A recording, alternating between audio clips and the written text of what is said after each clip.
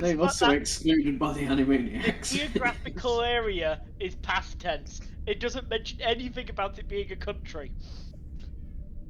Wales was. Wales was They're a also- country. They're not a nation of the world according to Animaniacs. Yeah, Yeah, they got absorbed. it's actually a subsidiary of Anvilania. Yes, quite. Well, Or as we call it, Lesser England. Just Right. keep telling yourself that. England No. minor. Lesser Britain's Ireland. We just don't use the term. It's not polite. before we actually engage in what could potentially be an Little international incident, whilst we're streaming... Oh, I'll spoil spot. you didn't say you started streaming. I did, you just were too busy to hear me. And on that note, hello everybody! Hello. Welcome back to the misadventures of the USS Navis. Welcome along to everybody. We should have all of our crew members. Are we in Foundry successfully? Yes. Looks like we Yes. are. Excellent. Everyone looks like they are tied into Video Ninja successfully. Awesome. Are we all Webby, ready are and you raring to go? Are you saying anything, Webby? Because your phone's lighting up, but I can't hear anything from you. I'm not saying anything. Ah, Okay, fair enough. That's me being It's paranoid. already then. been said. Sorry, I think my mic's a bit sensitive. So I'm a bit tired today. I literally just got into work about 5 minutes before we started. So okay. Your mic is sensitive. Well, say nurturing, pleasing things to it, and it might lighten up. nurturing, pleasing things to it. Well, it's going to be that kind of night. Okay. Well then, if we cast our minds back to the heady days of a week ago, you'll remember that the Navis was given the assignment of going to the Bacchus system in the Shackleton Expanse to investigate strange radio and power emissions coming out of the fourth planet of the system. The good Dr. Taliaferro, who is in charge of scientific operations on Narendra Station, the starbase that you're all stationed out of currently, she also insisted on you taking along one of her people. So you've had a new member of the crew introduced, a Mr. Jonathan Edwards, who is currently holding a provisional rank of ensign aboard the ship in order to fit into the command structure. He's also taken up the bridge station of communications officer, but his main focus is on xenoarchaeology and xenolinguistics, which is why Dr. Taliaferro posted him here. In the meantime, of course, we've had a couple of promotions since your first officer, the Navis's first officer, left to command his own vessel. So Lieutenant Commander Sophia Andrews is now Commander Sophia Andrews and his first officer. Second officer is now Lieutenant Commander Natala, also head of science. Other than that, there have been no other ship crew promotions and such. Well, I think we've also promoted Direxia to lieutenant. I'm sure she was only an ensign when we created her.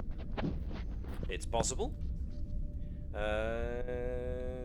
As chief tactical officer now, it's entirely probable that this supporting character was indeed. Wait, no, she's doing the Harry Kim. Thank you very much. Not on my ship. How does one alter the hover over name rather than the name? If Double click you- on your character, go to token. It's in the top right hand corner. Thank you.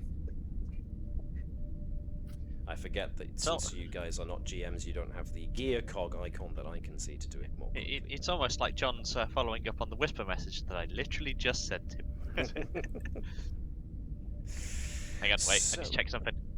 Oh, I can't do it, the game's paused. Could it be as because I put Luchude in the transporter room where he belongs?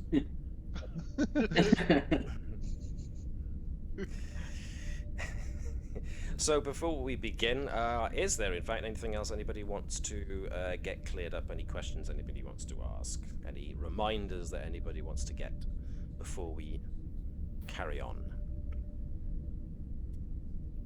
I will take that as a no. Okie dokes. So, let me think. Where were we? Yes, you had just entered into the Bacchus system after tracking the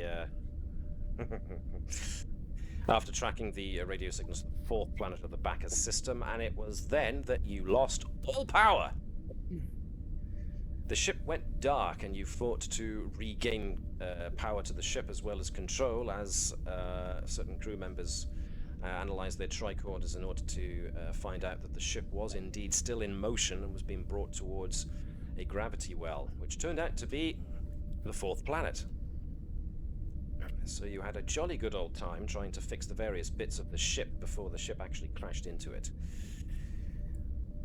So the last thing you guys managed was you finally got power back to the ship, the engines had been kicked back into action, and Keval Thazanan, the chief Helm officer, had managed to get the ship into a stable orbit, but the structure on the fourth planet that was holding the ship in some kind of beam that was drawing the ship towards the planet is still holding the ship, last you noticed. And there are stresses being put on the ship as a result. But it was around about that time that, just as you were wondering about what to do next, that you were all transported down to the surface. So, I'm just going to switch ambience after that little recap. Quickly before we start, so we're redoing how momentum's meant to be used, correct? So it's not re-rolls, it's just adding pool to the pool, Yes, correct? that's quite right. I have up until now been misusing momentum, allowing people to spend the momentum to re-roll task checks, dice rolls. That's not in the rules, and it was quite rightly pointed out to me that it's not put in the rules, so I have been allowing you guys to get away with far more re-rolls than I potentially should have. Certain talents do still allow for re-rolls based on certain situations and the like. They still count, but momentum is for adding dice to your dice pool before you're about to actually make It's probably going to take us a few sessions of re-evaluating how important a check is going to be and how much momentum we need to spend on it. And It's we fine. need to be We'll just spending get it. it wrong. It's Yeah. perfectly fine to get things wrong. Exactly. We're Just, learning you as know. we go. I mean, yeah, even me. Momentum can be spent to add extra dice to damage as well, and to achieve other effects, depending on the circumstances that you're in. Those are all in the little rules section on momentum spends here on Foundry. I get a bit more use out of my Spirit of Discovery talent, because I get the feeling we're going to be burning through momentum a lot quicker now. You had a full pool of momentum last time, and as the rules actually say, between sessions it drops by 1, so your momentum pool is down to 5 this time. My threat pool, however, has not gone down, but thankfully for you, it hasn't gone up either. So, any more points or questions that want to be asked before we get rolling? Or are we alright to carry on and see how we do? Journey of Discovery, all of us together. Okay. Now then, if we cast our minds back, when you were beamed to the surface, you materialized, breathing comfortably, not suffering any adverse effects, concluding that this is a Class M planet and therefore habitable. There is an enormous geometrical structure visible, which to you now, which was visible from orbit, should you have looked out, and it now towers in front of you. The gigantic pentagonal cylinder must have a diameter of at least 10 kilometers and is so tall you cannot see the top. It appears to be made from a single piece of stone, has no seams or other joins, are apparent. So, with that in mind, we're just going to do a bit of theatre of the mind for now before we actually bring you onto a proper Map. as it were. So, yes. So the crew, just to make it obvious who's on the crew that's been beamed down, it's basically all of you guys. And the captain? The captain as well is there, as is Commander Andrews, Lieutenant Nova, Lieutenant Thazanan, Mr. Edwards, Lieutenant Commander Natala, Lieutenant Commander Vibers, and Dr. Bertram. You have all been transported down to the surface. I'm assuming this wasn't done by Litude. It certainly didn't feel like a Federation transporter that teleported you down. That's what Litude wants us to think. Edwards would pull out his pad and check. Is he still connected to the ship's database, or has it only got his localized information on it? He's got a connection to the ship, so he can use the ship's library connected to his pad. Yes. The captain does share an interest with Edwards in history. I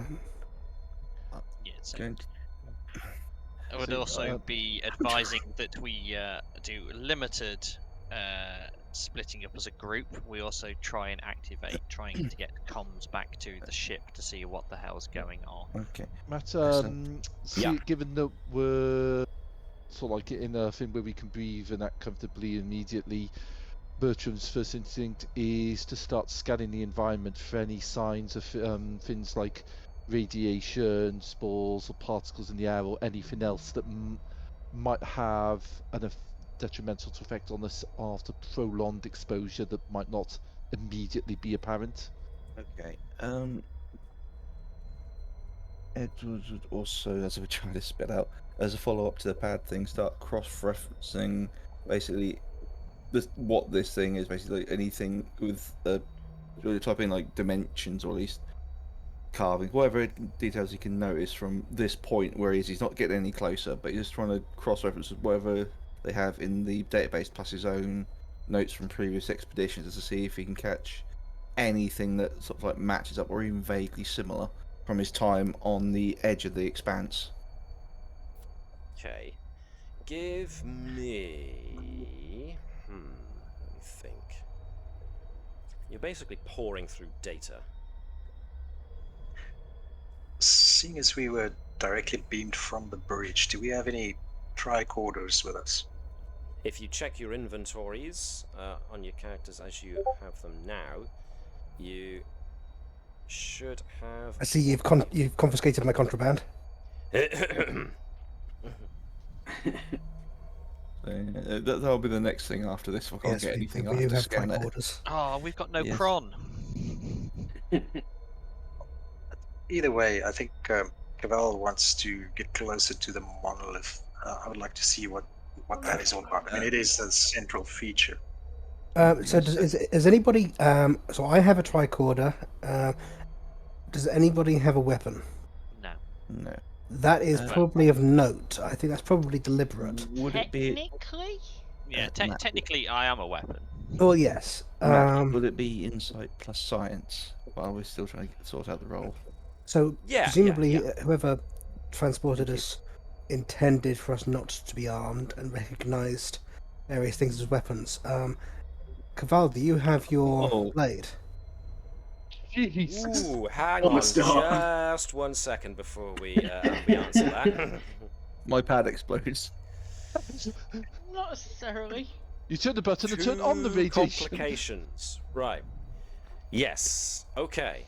So as Edwards is trying to use his data pad to try and access set up a two-way communication so that he can access the ship's library, there's a sudden burst of energy that's planet-wide. It kind of ripples out And it just so happens that Edwards' pad is active the moment that goes out, and the feedback is enough to fry the pad. And it also feeds, with its being a double complication, it also, since he was setting up a communication to the ship, it's fed back to the ship and knocked out the communications array. Wouldn't it be Well, nice that's if it was being an noted on engineer his up there? review report. Yes, because I could control that. Changeling plan right there. So, yeah, unfortunately, the pad kind of fizzles and doesn't go pop, but it's the readout just goes reading all static. wibbly and just mostly static. But it didn't Okay. damage the circuits inside the pad itself. You didn't have a heck of a lot of historical data loaded onto it, so yeah, you've got no idea if this is reminiscent of anything at the moment. So I'll say there's whatever else nothing we work can really on do there. about that right now. He'll start fiddling with it, see if he can get it back on while everyone else is doing what the next action is. Yeah, so as I was saying, Keval, have you got your? Sorry, I can't recall the name. Which one for? I do not. So it's not just they didn't just go, oh, these phaser weapons are a threat. They literally removed any potential weapon other than body parts. Yeah. Are you Okay. able to lock onto the whisper in any fashion?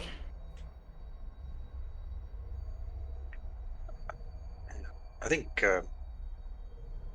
we have to start with a monolith. That seems to be the source of all the issues. Yeah, I'm wondering, Nova, how hard would that be to do to transport somebody without bringing specific things with them?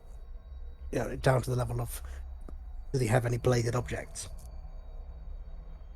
Really not that difficult. Yeah, That's an it's option, You just either. filter out the patterns. If you know what the pattern is, you just Yeah, filter so you it would out. need to know what you're looking for, but once you know, it's fairly easy. Okay. Yeah. Yeah, it is. There is a security procedure in transporter operation where you can beam people on, but you take their weapons away. I knew that it was possible, I just didn't know whether it was complicated. Well, obviously, something like a bladed weapon is less complicated to isolate than a particle weapon, because there's a lot of small parts and power, and little power centers and circuitry and whatnot. But it's certainly possible. Now, whilst so the doctor was scanning, there's no evidence of dangerous levels of radiation. Was there anything else specific Dr. Bertram was scanning for? Anything could have a detrimental effect after long-term stuff. So radiation was the first thing to mind, but things like maybe biological spores or other biological microscopic matter in the air, or mineral particles, Okay. any weird energy readings. Can That's I get basically Bertram Yep. to give me an insight plus science using your focus of botany, please? Okay. Since he's busy scanning the stuff. This will be a difficulty 1. Well, crap. Can I assist with the focus of survival training? Sure. So what is it? So, focus of survival training, I'll make that another insight, but if it's survival training, insight and security for you.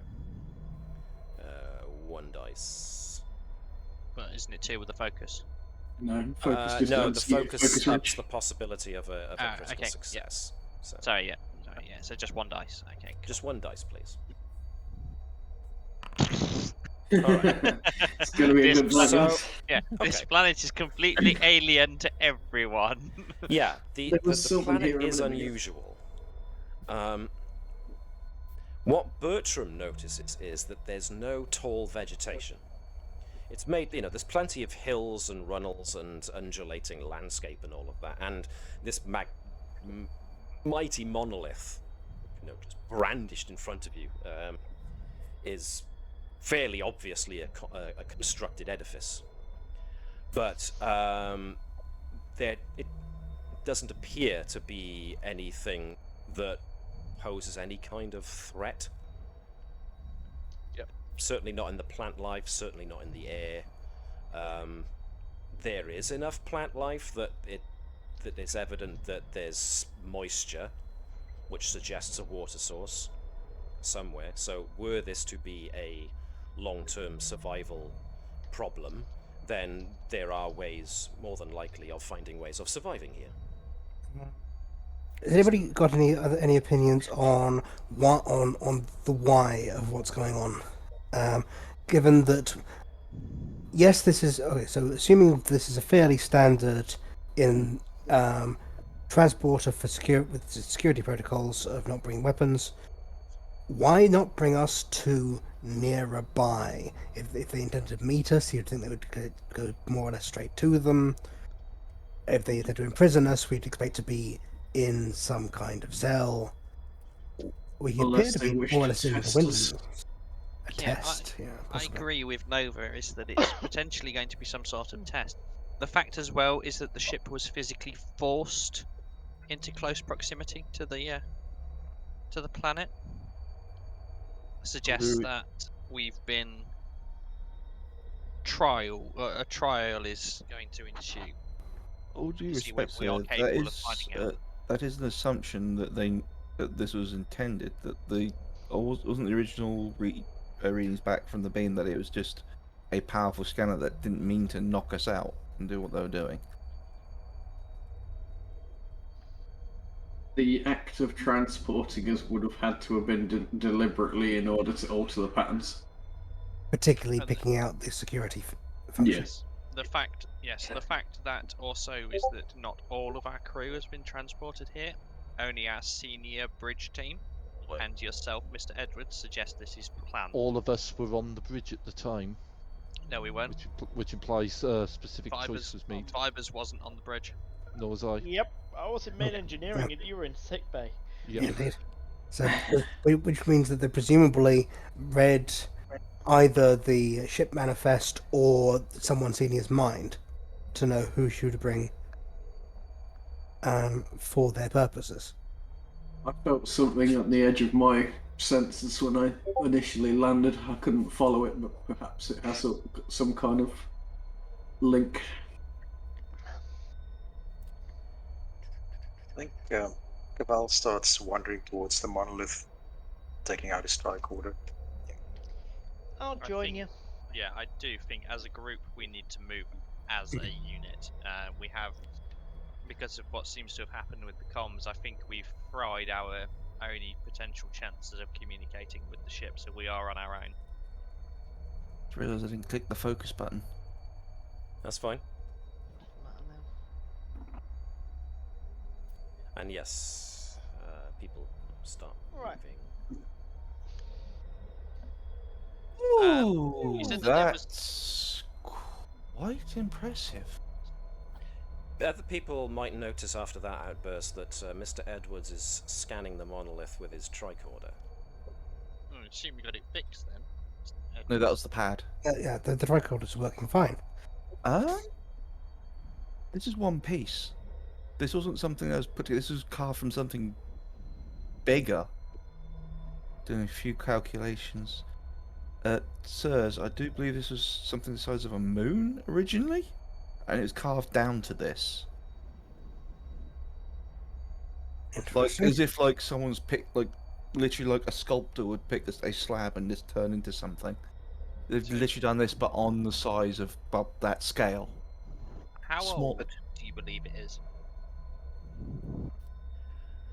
Impossible, Cal. So when you say Unable to tell size of- from this edge. Size of a moon. Literally the amount that's whittled down. Well, this is the overall piece, but in order to, because it's one whole big thing, in order to come down to this size. But would that mean it's not of this planet? Presumably it couldn't have been, although it could have been nearby. Can I? Actually, that's a good point. We've not actually looked at this. What is this? Literally, what are we standing on? Is it soil? Is it loose earth? I mean, is it stone? It's kind of Is a it something? combination of stone and loose earth. Dry Um, earth. Can I scan just the area around us with a tricorder and actually compare the readings to this to see if there's any kind of samples of the same kind of mineral components in the soil that's part of this, or basically to try to differentiate it from the ground it's in? You probably want to get an assist from the good doctor then, in that case. Actually, yes, they definitely would. In fact, you probably want to suggest it to the doctor, who's got a focus in botany, to be able to do this better, so you can assist him with this. Sir, Sounds like Bertram, sir, if I may ask some assistance, What can I assist you with? would you be able to help me in an analysis of the ground and plant life in this area, just to see if it shares any mineral or chemical similarities with the rock, or just to see if it's from the same kind of place? I can see what I can get from it. Yeah. I will make Dr. this Bertram. a... You will need 1 success. Okay. Is this intelligence and science again? Yeah, insight and science. Or you can make it reason plus science if you've got higher reason. No, insight's higher for me. Unsurprisingly, it doesn't really take a huge amount to get Didn't Dr. press it Bertram again, interested sorry. in That's alright, I'll take the interested 14. in looking at plant stuff. 3 successes. Okay, well over and above. Hey, we're at full momentum again, guys. Let's ask questions. Yeah, I completely keep forgetting to tick the focus button. Sorry. That's fine. That's fine. That's quite alright. Before I get on to what people reveal from that particular check, was there anybody else who was wanting to ask or do something? Navis, you sent something, and I think I might have heard Jan. I'm not sure.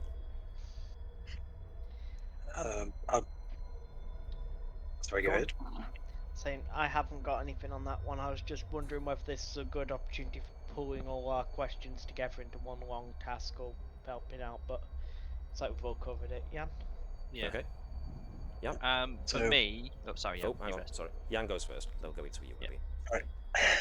So Keval just started wandering towards the monolith with these tricorder out. And Keval will be basically getting the same readings that Edward's just got. There's no seam.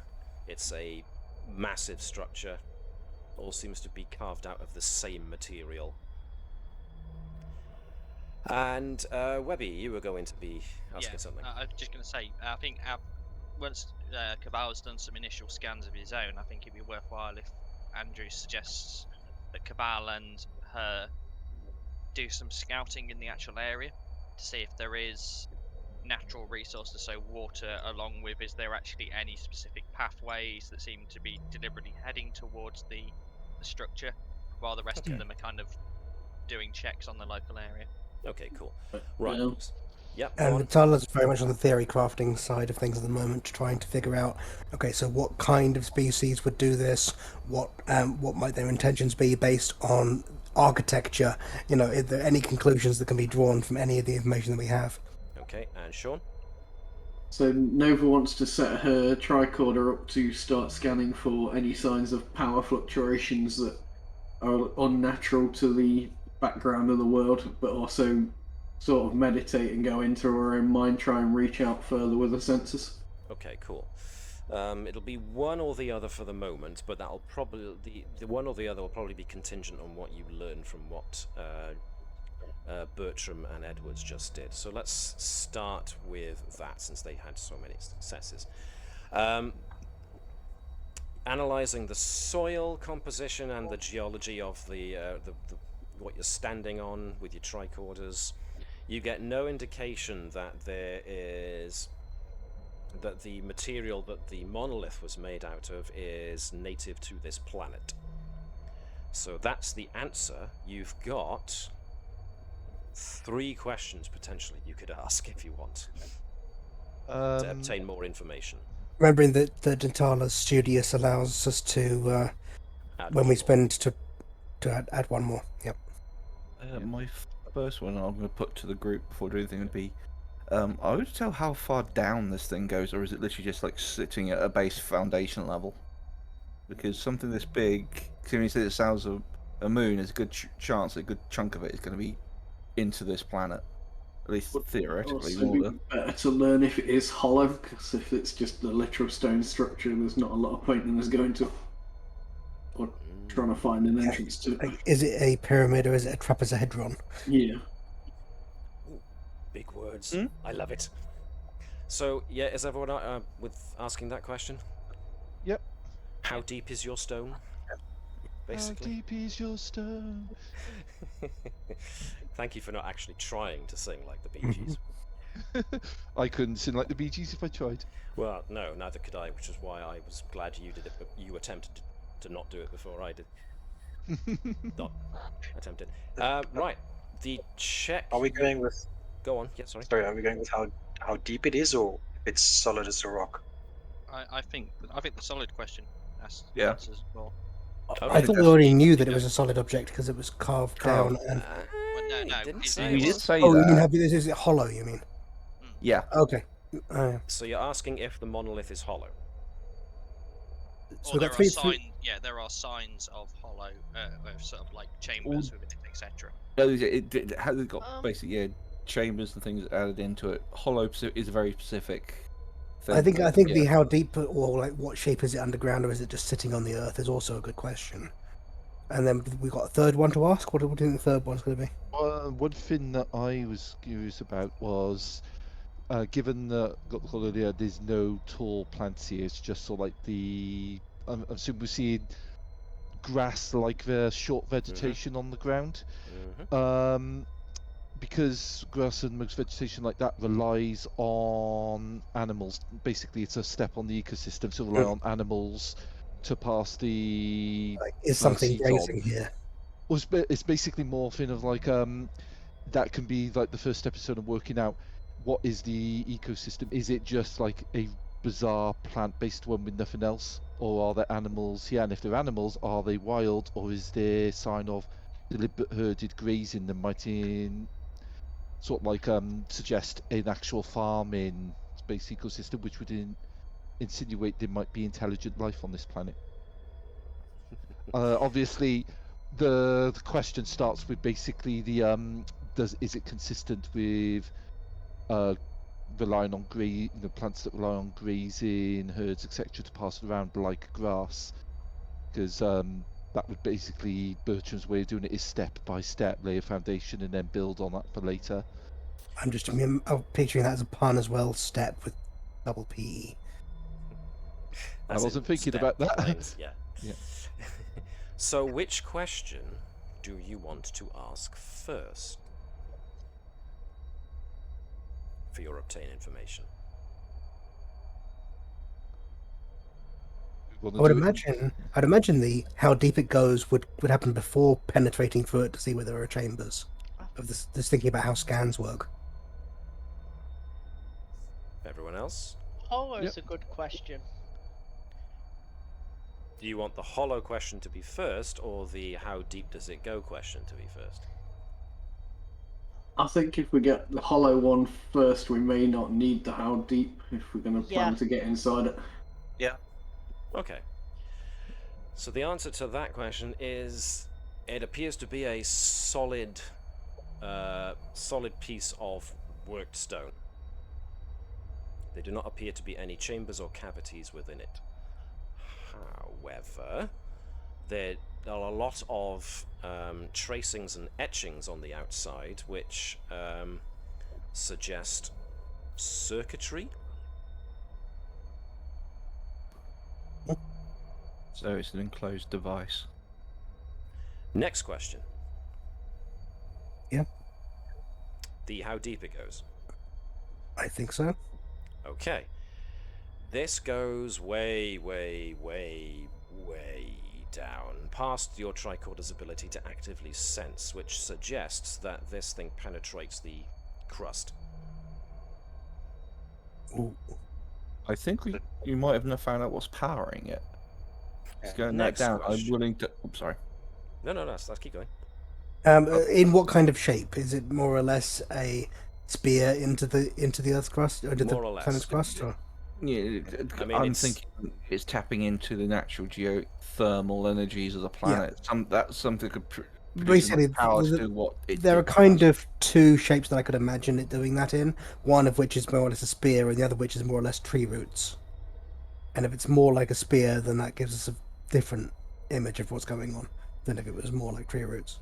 So just to Makes reiterate, sense. this monolith is like a five-sided massive structure, but it does taper.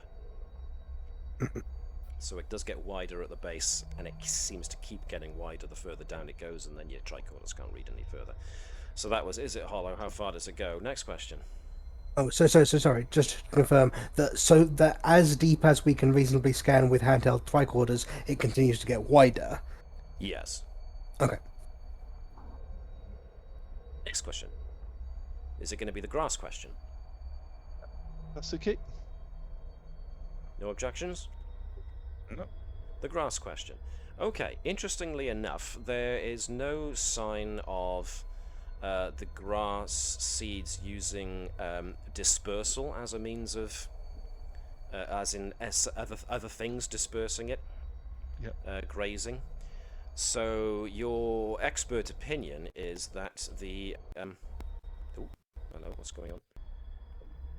Your expert opinion is that the, just check that we're still streaming here. So These had a momentary flutter there.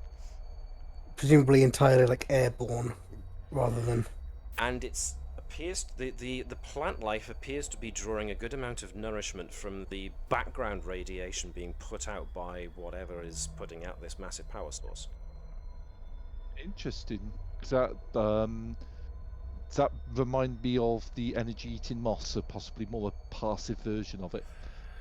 Yeah, in its own way. It's Yeah. obviously an adaptation. I mean, there's enough sunlight and water that these things can get by on just photosynthesis and water alone. That does at least imply that this has been here for at minimum hundreds of thousands of years. Oh. Hmm. The I other don't- thing it implies is there isn't a deep topsoil, so nothing else can grow. This wasn't picked. This wasn't picked up by any ships on previous expeditions out there. Power source, certainly not.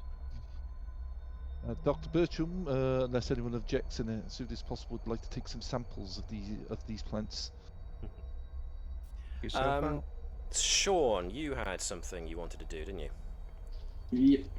And Keval and Andrews were going to start looking off.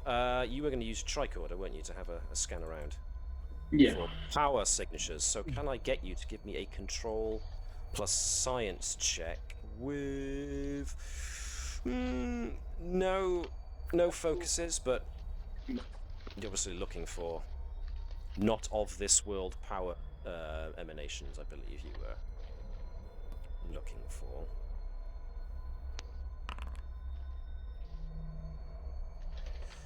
Two successes, awesome. Yeah, you definitely detect something.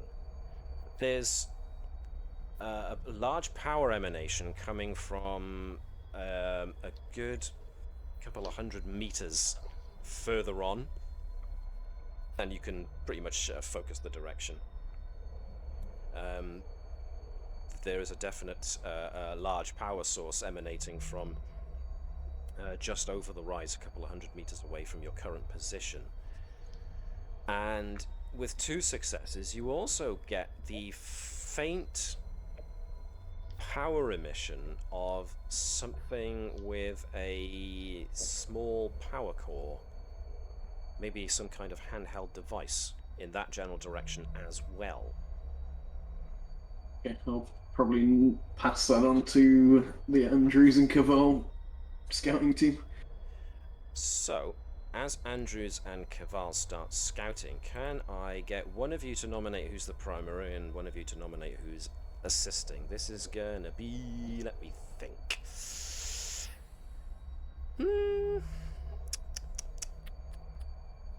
Let's give insight and security for you, trying to have a look around to see what's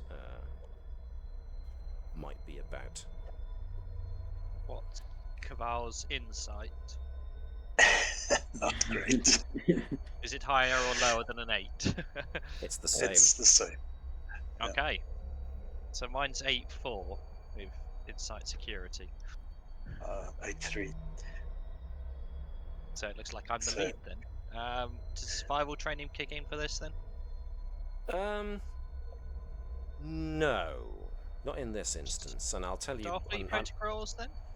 Or... No, and it'll become obvious why when if you succeed. So, but I'll make this a difficulty 0. Go on, Jan. I was just thinking what we could do is we could start with a monolith and then see if we can find any sort of footpaths. That would give us an indication of foot traffic that might be in the area, whether animal or humanoid. Well, if you've got this handheld power source to track down, that probably makes things easier. Okay. Yes. So, as Andrews and Fazanan are scouting just ahead to try and get a read on the general terrain, you kind of crest a hill. It's not a huge hill, but it's still enough of an upward undulation in the ground that it stops you being able to see much further. As soon as you get up there, you are greeted with the view of another monolith spire piercing the near horizon, and from this one there is a pair of strange coloured beams emitting from the top of it. So this one appears to be active, and in his eagerness to maybe start towards that, since that looks more interesting and active, that's when Keval loses his footing, because he didn't quite realize that there was a fissure right next to where he was standing. So Keval has now slipped and is hanging on by his fingertips as he falls down a crack. Andrews. Commander. I think the initial thing is to drop onto the floor so that I'm lying flat and use my strong hand. So yeah, if you can give me daring plus security, make this a difficulty 1. You need 1 success because you have got cybernetic implants. You're both quite fit. It's just that Keval's in a bit of a precarious situation. He can't find footing because his feet are just scrabbling on loose scree. 4 successes. Wow, look at that, double 1s. I'm gonna data him, just like literally yeet him over the top of my head. Yeah, so It's like something out of a circus. Like, yeah, definitely. So grabs him, pulls him back up. Once he's been yeeted back up, I'm going to go over and do a check to make sure that he's not badly hurt or anything. Yeah, how far had they gotten away from us before this happened? Only a couple of meters. They're in view because they crested the top of the rise not far from where you guys are, so you can all see them. And you all saw Keval just disappear from view all of a sudden, and then Andrews got down on her belly pretty quick.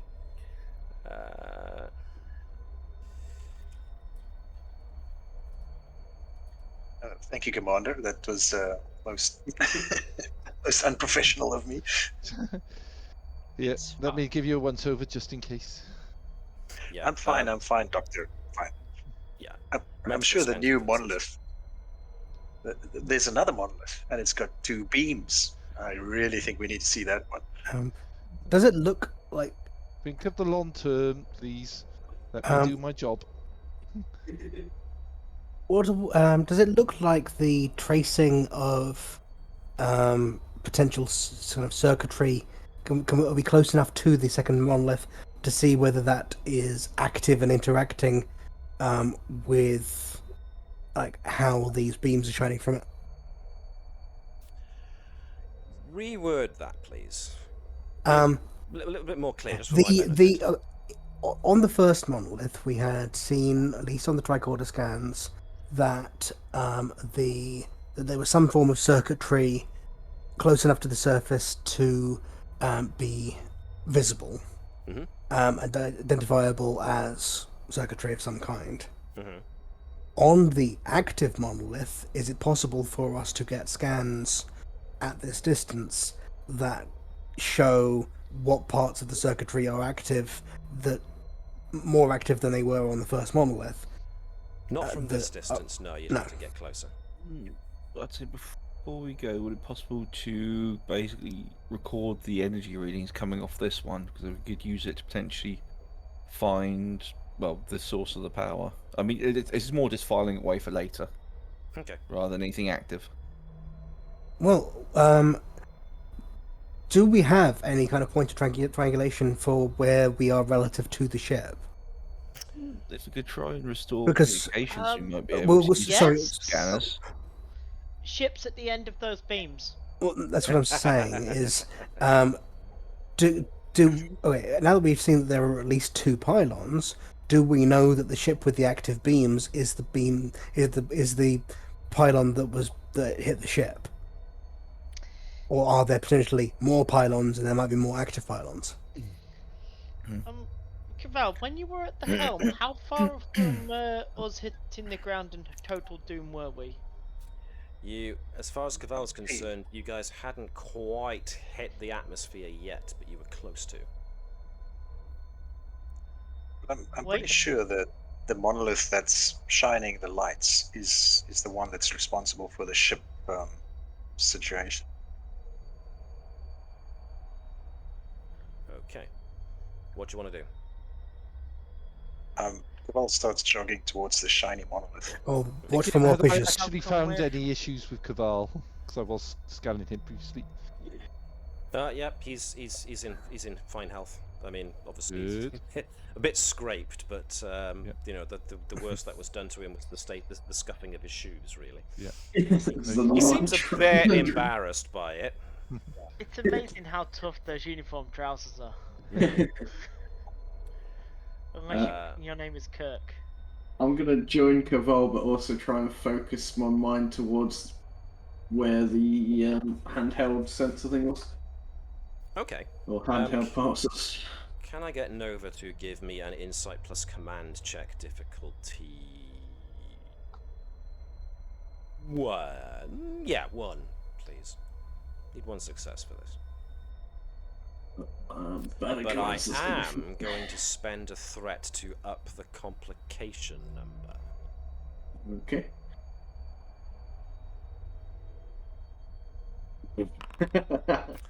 Interesting.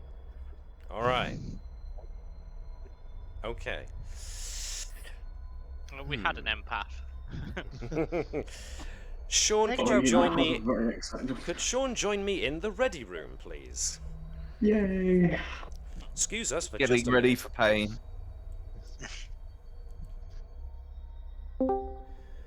Right. So, Nova sends out her her empathic ability to try and see if she can make contact with anything that might be in the area near that small power center. Yeah. And she does. She detects the presence of another mind in the area, and then she detects the presence of multiple minds in the area. She's kind of drawn there by their shared anxiety. There seem to be 1, 2, 3, 4, 5, 6, 7, 8 different minds all gathered in a small area. All of them high up on anxiety and frustration. And then just as you're starting to focus on that, there's something else that breezes across Nova's consciousness that starts to grow in magnitude rather than getting closer, and it then seems to notice Nova, and it's almost like the telepathic equivalent of shouting from a distance, hello, hello, and then all of a sudden rushing up so it's shouting in your ear with a megaphone. And I'm going to say that it overwhelms, with that complication, it overwhelms Nova's empathic senses with this massive explosion of telepathic, not force, it was just presence. For a moment, you got a sense of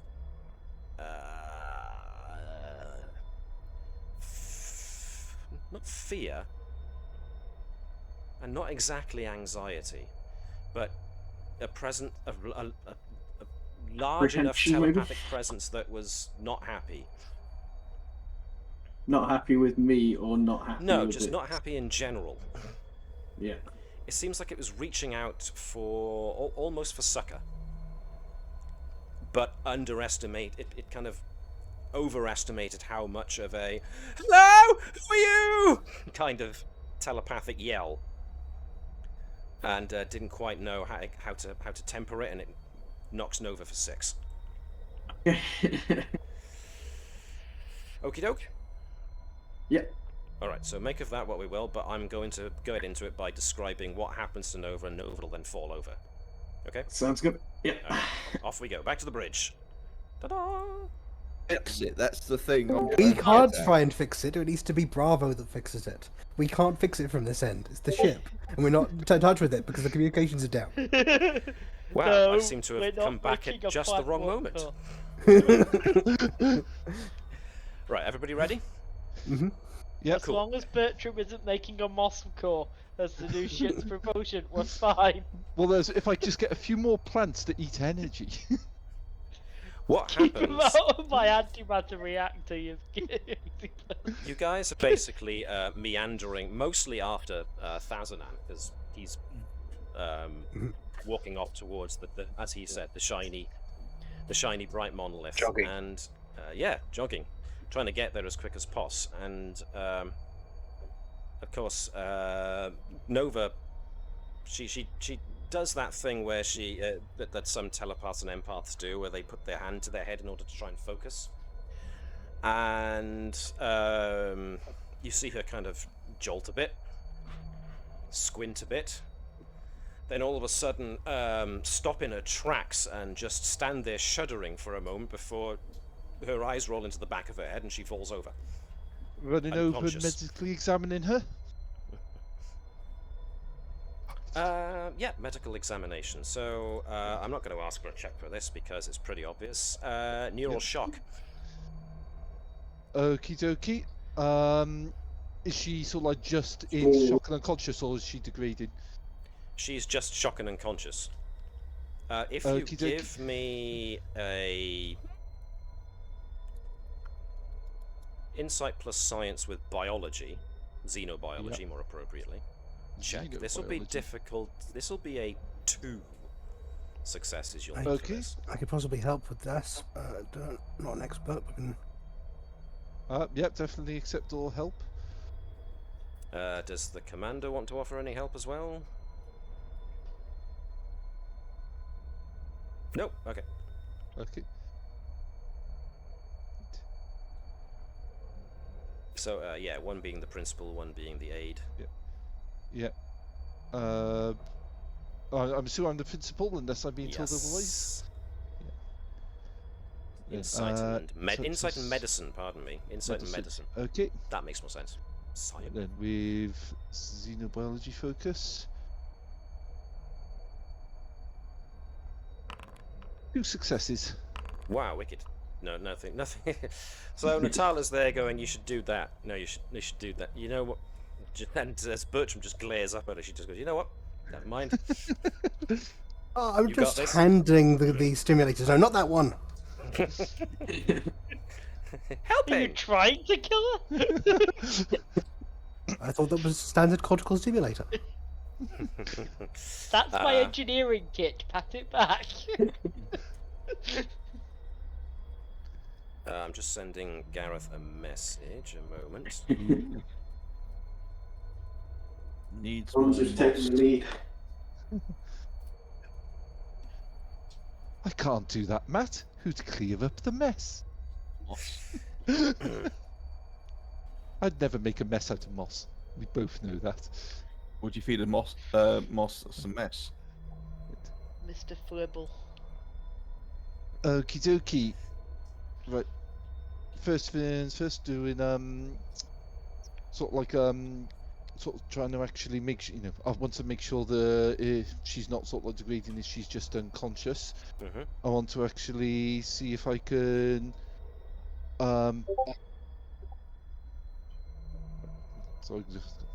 Cortical Okay, stimulated, yes indeed. Yeah. Given that damage is on the part of the body that's generally accepted to be one of the worst places to get damage with, I want to actually first of all sort of like try and do some stabilization work, make sure that there's no danger of it getting any worse than that, and then look at trying to actually see what I can do in the current situation to fix the damage what I can with what's essentially battlefield medicine, Starfleet style. This is the sort of thing that if we could get back to the ship, I would be recommending that we get her right to sickbay. But obviously that is not an issue. Not an issue. That is not a Option. thing we can do. Yeah. Option. That's the word. Thank you. Hey, I remembered a word. Yay! It took me 9 episodes. Right. Yeah, this can go without saying. The injury that you've found isn't, or the damage that you've found isn't degrading, isn't harming any other part of her brain or her nervous system. It's, like I said, like a burnt-out circuit. Right. So it's someone burnt out the fuse in that particular part of the brain. She's had an aneurysm, and you're going, it's just a burnt out circuit. She's just got brain damage. That's all. I mean, it is no. You don't Is have there- anything on your current list of medical things that can repair that damage, but it's not going to get any worse. She's not got a brain bleed or anything, so you're fine there. You can bring her around, and she's in. She's able to be brought around to normal consciousness. You just think that her ability to use her empathic abilities, her capability of using her empathic abilities has been scuppered for now. Okie Until that dokie. gets healed. Right, I'll explain primarily to the captain and the first officer the situation as I'm preparing something that will bring around, and probably include something that will dampen potential pain. So I imagine something like that has probably sent a shock right through her nervous system. She's also potentially going to go into shock afterwards if she's lost her empathetic link. Is that she's going to be suddenly feel very isolated, Doctor? I understand that. Unfortunately, without access to the facilities in sickbay, the best I can do here is try and actually bring her around and relieve as much of the physical symptoms as I can. Psychologically, unfortunately, that's outside of my ability to help her. I'm preparing something through the hyperspray now that should bring her around. But yeah, with that part of her brain burnt out, for want of a better word, it's essentially gonna be like losing one of her senses from our point of view. Temporarily. Yeah, temporarily. Yeah, I mean, basically until we can get her to a proper medical facility and do basically proper procedure. In which case, we should probably keep heading towards that thing before the only people who know we're on this planet crash into us. Yeah. Okay, I set up the hyperspray and give a dose to Nova. No problem there. Nova starts to come around. Okay, so I think the first thing Nova would probably do is wake up and just sort of seemingly anxious to start yelling hello. Then all of a sudden a sheer look of panic would probably fall over her face as she's just like realizes that she's looking at Dr. Bertram from the flat of her back and just getting nothing from him, like no reading, no sense that she'd normally get. Nova, I need you to calm. Okay, breathe in deeply. Who are you? I'm Dr. Bertram. Listen to me, Nova. I don't know what happened, but you've sustained temporary damage to a part of your physiology that relates to empathy. the Betazoid specific. The good news is I don't believe it's permanent. However, the bad news is we're, for now, until basically we can get you back to the ship and to the facilities in sickbay, that part of your brain is essentially going to be dulled. Yeah, I see that. With Bertram talking like that, is Andrews is also going to offer support and just try and get Nova into a sense of understanding with potentially trying to use my focus PTSD survival champion, trying like tell her that there is a path back to recovery. It's long, it's arduous, etc. But we're here for you as your crew. Yeah. I think she's under a full panic attack as she's still trying to reach out. Yeah, She so relies so heavily on it. Andrews can try a presence and command with a focus on PTSD survival champion to get Nova to calm down. I will... 2 successes. Yeah, okay. So, Nova can be brought back from the brink of a full-on panic attack, but she's still not going to be comfortable. So, what Andrews does is she talks to the rational side of Nova, the scientist side of Nova, and indicates that there's still a scientific mystery we've got to solve here, and you are part of science. So, you know, in trying to get her to people who have suffered traumatic injuries or trauma in general are usually, even though it's healthy to admit there's a problem and face it, as a temporary stopgap to stop them from going completely mental, give them something to focus on. So that's the tack you can take there.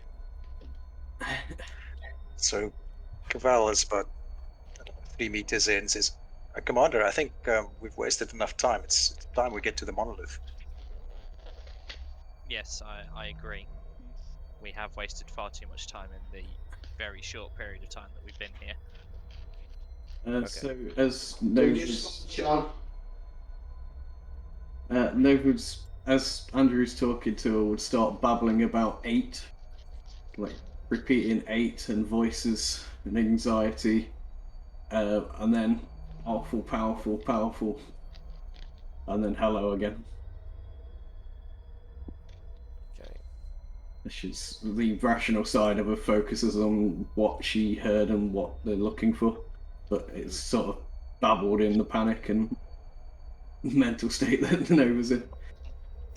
Any suggestions on what that could be? I think as we're walking, this is now as we're walking towards the area, he's just asking Natala whether there's anything that she could relate to from what Nova's babbling on about. I would presume that there is another group here, possibly for the same kind of tests that we're here for, presumably looking into the same monoliths we're looking into, as there's really nothing else here, and that probably relates to them. I would assume that 8 is possibly a number of threats that you need to be on the lookout for. And I would hope that the powerful is entirely relating to the mind that Nova interacted with. Okie dokie. The number of monoliths as part of this network. Either way, it takes you about 90 minutes over rolling grasslands with small hills and no major terrain hurdles when you eventually get to this place. So the pentagonal monolith before you is about 2 kilometers tall. Its base must be around 300 meters on a side. The points where the 2 orange beams emerge from the monolith are on the opposite side, not currently in your view. A large metallic case rests on the ground at the base of the monolith. It's open, but you cannot see inside from the distance.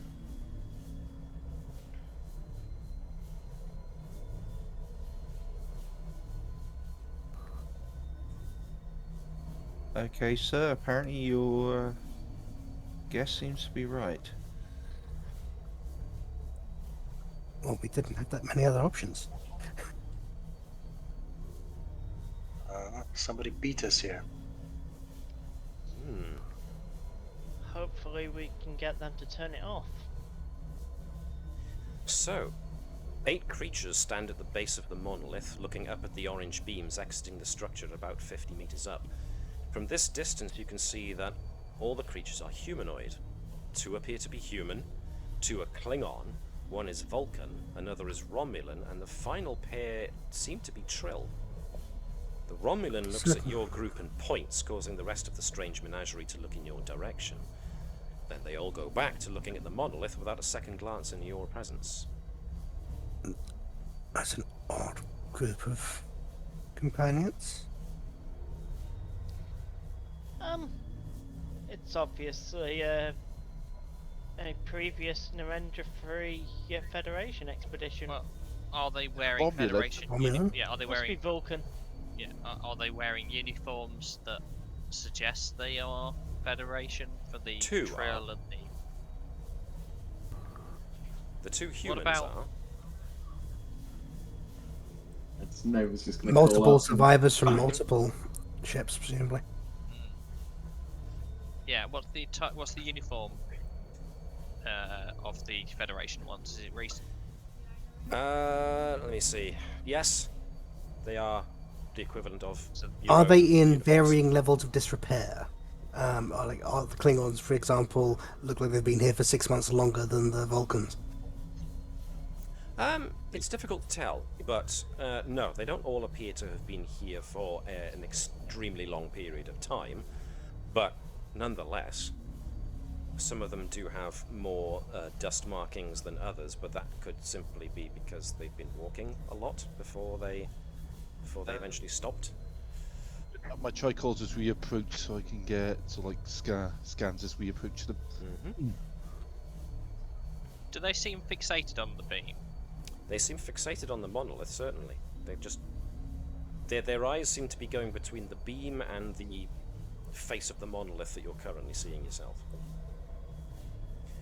Vibers, where you are, close to this little cluster of rocks, is that small pack that you noticed. It's the metallic let's have a case.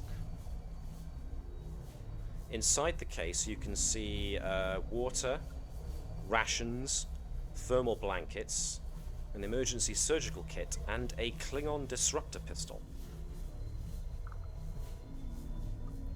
Okay, this looks like a Klingon. This looks like what we'd have in our emergency kit, along with a locator beacon. Right. Doc, some stuff here you might need. Be Okay. scanning group. Commander, there's something here you'll need as well. Hands of this disruptor pistol.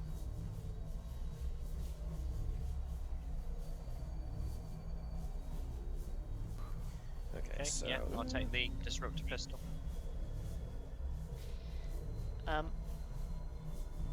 Greetings. Keval, just like the other monolith, you can't see a seam. There's no obvious door. There are markings on the monolith similar to the one you passed before, but equally, you can't see anything.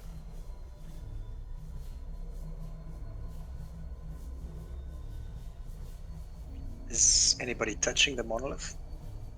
If not, I will touch it. There's a definite thrumming of energy from the thing. Take out tricorder and just start scanning. Mm-hmm. So, how long have each of you been here? Who is Natala addressing specifically?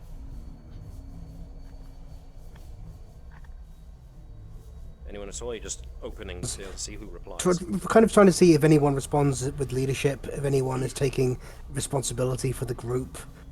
Try to be quite broad with the statements. Okay.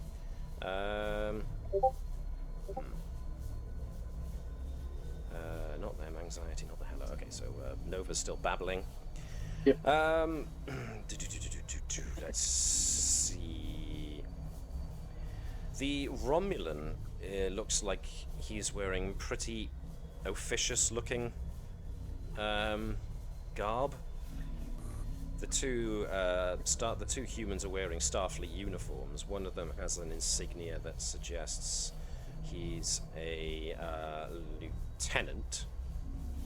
The other's an ensign. Judging by what Nova is saying,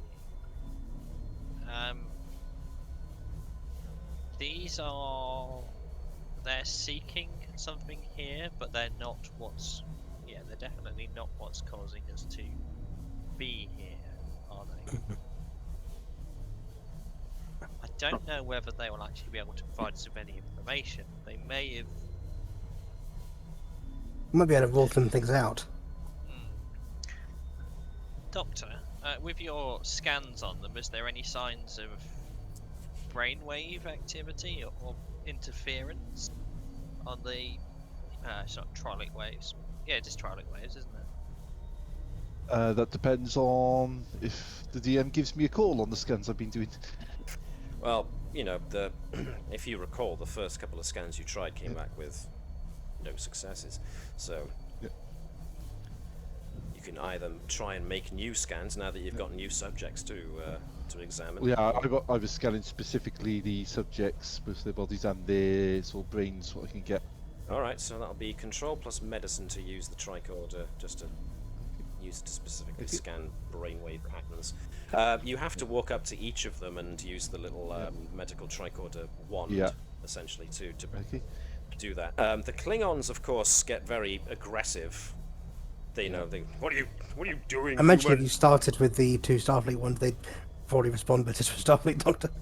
But the Klingons don't actually make any, even when they do, ask you, what are you doing, human? They don't go any further than that. Yeah, all the Doctor replies is, my job.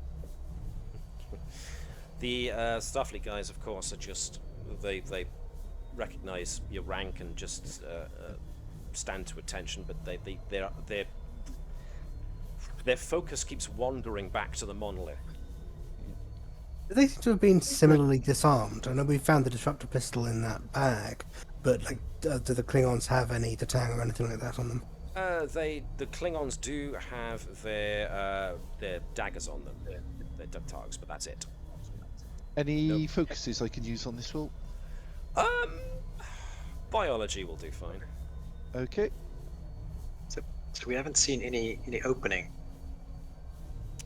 Not so far. 3 successes. Wow, 3 successes, blimey.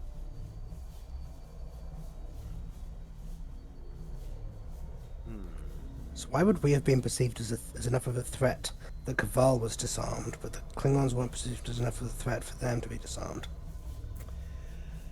Okay. What to do first? What to do first? Let's deal with the Doctor. Brainwave activity suggests that they are all in a not a heightened emotional state, but there's certainly in the humans there's cortisone, which is the stress hormone, which suggests that they are stressing about something, and you find the equivalent in the Romulan. Well, you haven't been able to examine a Romulan, so you don't know what the equivalent is in a Romulan, but and Vulcan hides it too well, so you're not entirely sure about those two. The Trill pair, the two Trills are both females, both wearing casual civilian garb, and when you scan them, there's enough of a resemblance, and you get a confirmation that they are related. They're sisters. Neither of the Trill have any evidence of being joined with a basically with a symbiote. The Klingons. It's always difficult to tell with Klingons, since Klingons like to stay in a constant state of heightened battle readiness, or so they like people to believe. You have, however, met relaxed Klingons, so you know there is a difference. So these guys, the humans, the Trill, the Klingons are showing heightened cortisol levels, suggesting stress. They're stressing about something. Whether there's a brainwave type thing that would suggest that they're all under some kind of control, you don't find any evidence of that. No. And I guess we wouldn't be that familiar with the standard cortisol levels of a Romulan. Quite, because you've never had the chance to biologically scan a Romulan. However, when Natala did ask, hello, anybody, how long have you all been here? The one who actually does speak up is the Vulcan. I have lost count of the number of days that I have been here, but I would say that it is significant enough that I am starting to have hunger pangs. You are also visitors to this planet, I see. Do the scans differ from the other monolith? No, Alex, they do not. This does not differ.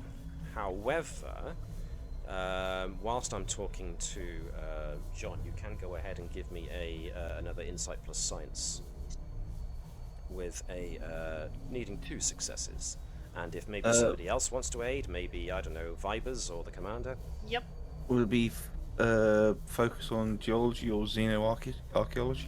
Let's go with xenoarchaeology in this one. Do you remember to tick the box? Using focus. And yeah, Vibers can definitely assist.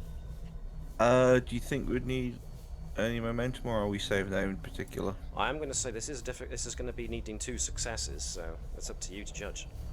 Right, what are you rolling for yours, Alex? 14. No. In reason plus science. Sorry. Oh, reason plus science. I put insight. Do apologise. I'll redo that. I probably did say insight. I got that wrong. Reason plus science. Yeah. Let's assist on that. So I'm thinking about at least nabbing a momentum. If that's all right. Everyone else all right with him nabbing a momentum? So do I increase? Yes, So- use momentum. Hit the minus button to knock the momentum down. So when you roll, the slider will have it to be 2. You want to up it to 3. Okay. So you roll 3 dice with it. I can't use my computer's focus on this, can I? I can justify it because you'll be doing it through a tricorder. So yes. So Vibers would be helping with the scan by making modifications to Edwards's tricorder in order to gain a really detailed scan of the thing. So wow, 5 successes. Also, does this activate my untapped potential? Yes, that's a good point. So can you? Let me see. I need to roll Whenever a the challenge character dice? succeeds at a task, you need to roll a D6, isn't it? and roll a threat dice, and we see if they're challenge dice. To see,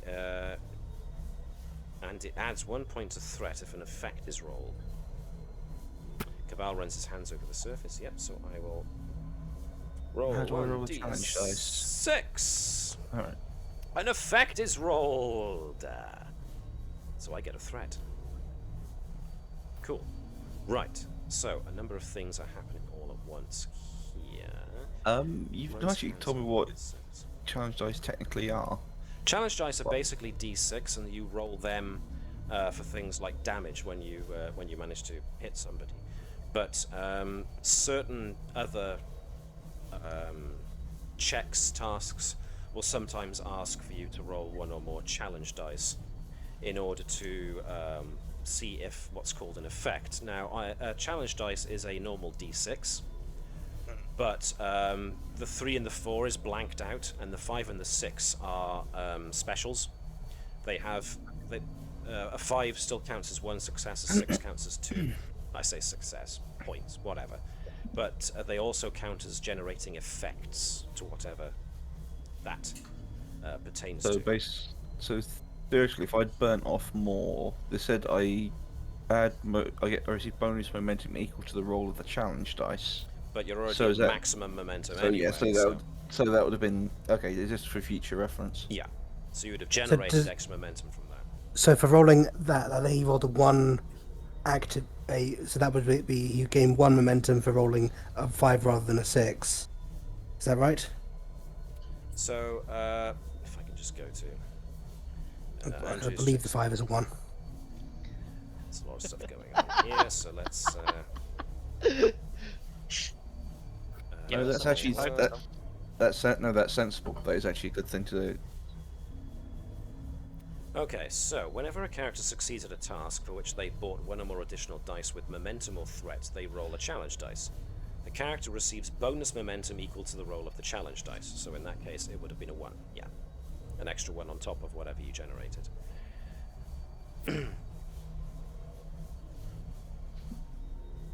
Okie dokie. Is this a situation where we can immediately burn the additional momentum, both from that and from the additional successes, for questions related to possibly what Keval feels with his hand and ear pressed to the surface of Yeah, the structure? I'm about to get to Keval in just a moment, but considering you just... I am one Five, word into three successes answering a over. question. So, yeah, Keval, can I get insight plus... I'm going to ask for con on this because it's actually goes into Keval's dexterousness. So, That's a insight... good term. Yeah. Can I use my looking for adventure determination? If you really want to, then yes, by all means. Burn off a point of determination. Sure, I've never used determination. So, on your character sheet, you've got 3. Just knock off 3 by clicking on it. It'll take that one away. And then when you do the determination is underneath your character's portrait. Yeah. On your I character think sheet. it'll knock it off when I select determination on the It roll. might do that too. If it does, that's awesome. Because I've been doing it manually up until now. So if you check the box. No, it didn't do it. So you have to take it off manually. But yes, buying determination bought you that 1. You rolled a 1 as well. So there's a whole host of successes going on here. Balance out my double failure. Wow. Okay. So there was a scan being made of the monolith. Also, Keval was running his hands over the monolith. Andrews was yelling at Edwards for some reason. It was just that was when he rolled the complication. Oh, right. Did he roll a complication? There wasn't a complication, it was the evasive threat by using his focus. Right. His talent, rather. Okay. Then checks on... Okay. Reading the challenge Checks dice, on maybe. Nova. So yeah, while Natala is interviewing... Keval, as Keval is running his hands over the surface, one thing becomes very obvious. It looks like these markings could be construed as circuitry. But as Keval is running his hands over and paying very close attention to the way things feel, as well as the way things look, he starts noticing patterns that seem more like, I would say, hieroglyphs. Not necessarily hieroglyphs, but certainly pictograms. So it's almost like this kind of weird circuitry that's been etched into the surface of the monolith is serving 2 purposes. One practical and one potentially informational. In that regard, the tricorder scan that Vibers and Edwards are doing actually registers that this particular monolith is the one outputting the most energy, more than likely because of the beams coming out of the pinnacle of it. But also, as they trace the power signatures down to try and see where the power is coming from, you trace the power signatures down into the core of the planet. And as you start widening the scope of the scan, excuse me, you start to slowly realize that this isn't a planet in the traditional sense. This is one gigantic, titanic, colossal machine. The whole planet is one big machine. Okay, that answers the moon thing. It's not this was inserted into the planet grew on it. Yeah, the biggest clue for that was that they continued to get wider rather than narrower as they went down. But you also detect that this monolith has empty space. It suggests that it is not exactly hollow, but there are empty spaces within it. As it's been made aware there are pictograms, just start recording everything he can, every inch he can scan. Just In that regard, hang on, let me just read this. Hello isn't hostile, but hello hurts so much, so big, says Nova. Says Andrew, tell me about hello, but do so whilst telling me how to get to the main computer core without using the main corridors and turbulence. Nice. So basically just walking the path of trying to get the information from Nova of what she actually saw without directly getting the information. And just returning her to a comfort zone. Yeah. Yeah. So, if I can get... Edwards especially is going to be in a good position to be lead on this, so anybody who wants to aid in any way, shape or form, insight plus science, I am going to spend threat to put the difficulty of this up to... I'm going to spend 2. I'm going to put the difficulty of this by 2 to make it difficulty 4. Insight plus science. So I would recommend that peeps club together and try and assist one another. Guys, you only spent 1 threat, but put the difficulty up by 2. I spent 2 threat. It was a 13. It went up to 14 because of Alex. Yeah, oh yes. Fine. Yes. We'll spend Yes, some do apologise. momentum. Edwards! Oh, that problem. wasn't it already at 14? Technically, would have been 15. No, it Doesn't was matter. went from 13 to 14. DM I, does know, magic. I spent That's some. no I problem. spent some earlier. Does DM Andrew does need magic. any help?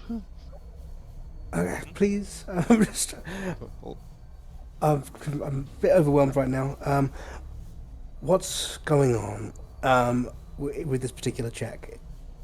So this is insight plus science to try and determine the purpose of these pictograms and whether or not they can aid in maybe determining how to gain access to the structure. May I would very. No, you're the lead on this one. I would very much, because you're obviously the one doing the scan of it. Oh, okay. I would very much like to assist you on this, but I'm currently still mid-sentence of an interview, so I think you could probably use some help. So yeah, I would get Vibers and probably Keval on this as well if you don't want also to bring what you see is the doctor in this Sorry, regard. So maybe the did you say doctor I will got stay with Natala. So I've been volunteered as lead with assists, is that correct? So you've been volunteered to lead, so you're making a normal task roll using the normal amount that you would do on an insight plus science check, and you will get your focus for xenolinguistics and xenoarchaeology on this. You only apply 1 focus, but either of them apply. Do So we want to you use get to... momentum again? Yes, you can. I think No, I was Yeah, asking as that's people in general. And Vibers and Thazanan would be aiding on a similar check, insight and science. Okay, Can the, aiding's 1 dice. can the isn't captain it? assist as Yeah, well using absolutely. advisor? Yeah. Talent if of with the advisor. captain assists, then either we do not spend momentum or one of us does not assist because max is 5 dice. Mm-hmm. Um, Mm. Well, you get another challenge dice again. Oh, you've got The paper for it. captain's But talent both is probably assist. useful. All right. The extra people will be useful. So, yeah, Keval can make Keval? an assist to see if he gets the success. And the captain's ability to do a reroll could be handy if he doesn't get there. So, I think it would either have to be me or the captain because we're already on. If you want access to the captain's talent, roll the captain. Then Oh, probably. right. Oh, so we're not using it. Sorry, do you want me to pop that back and re-roll mine then? No. Just you're not using. Oh, did you use momentum when you probably Yes, should? that's what I said. Do you want me to pop it back and No, re-roll that's it? fine. You used momentum. We're on 4 dice total. Keval can do his assist with 1 dice. Or the captain can. If you want to use the captain's talent, then maybe use the captain instead of Keval. up to you. What do you think? Do you want to chance it? The captain's 9-2 insight science. It's better than mine. Okay. Is it, will you Okay, draw well- another challenge? Jan, you can do the captain then in that case. Will I need to roll another challenge dice? Yes. Yes. But But Must let's be do that this. now, Let's so- do the captain's assist roll first to see Mhm. what we get. Captain has. Is it the focus of It's history? I'll allow that. Yeah, she does have his, yeah. Yeah, she's also So got the advisor. But it's using your command discipline.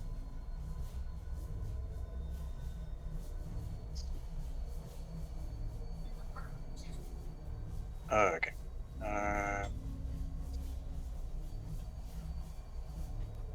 So it's basically going to be just using her focus of history.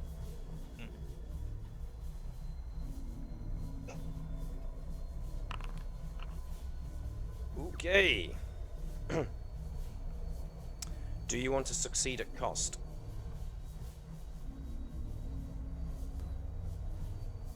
I would probably say so. We want to find out what's going on here.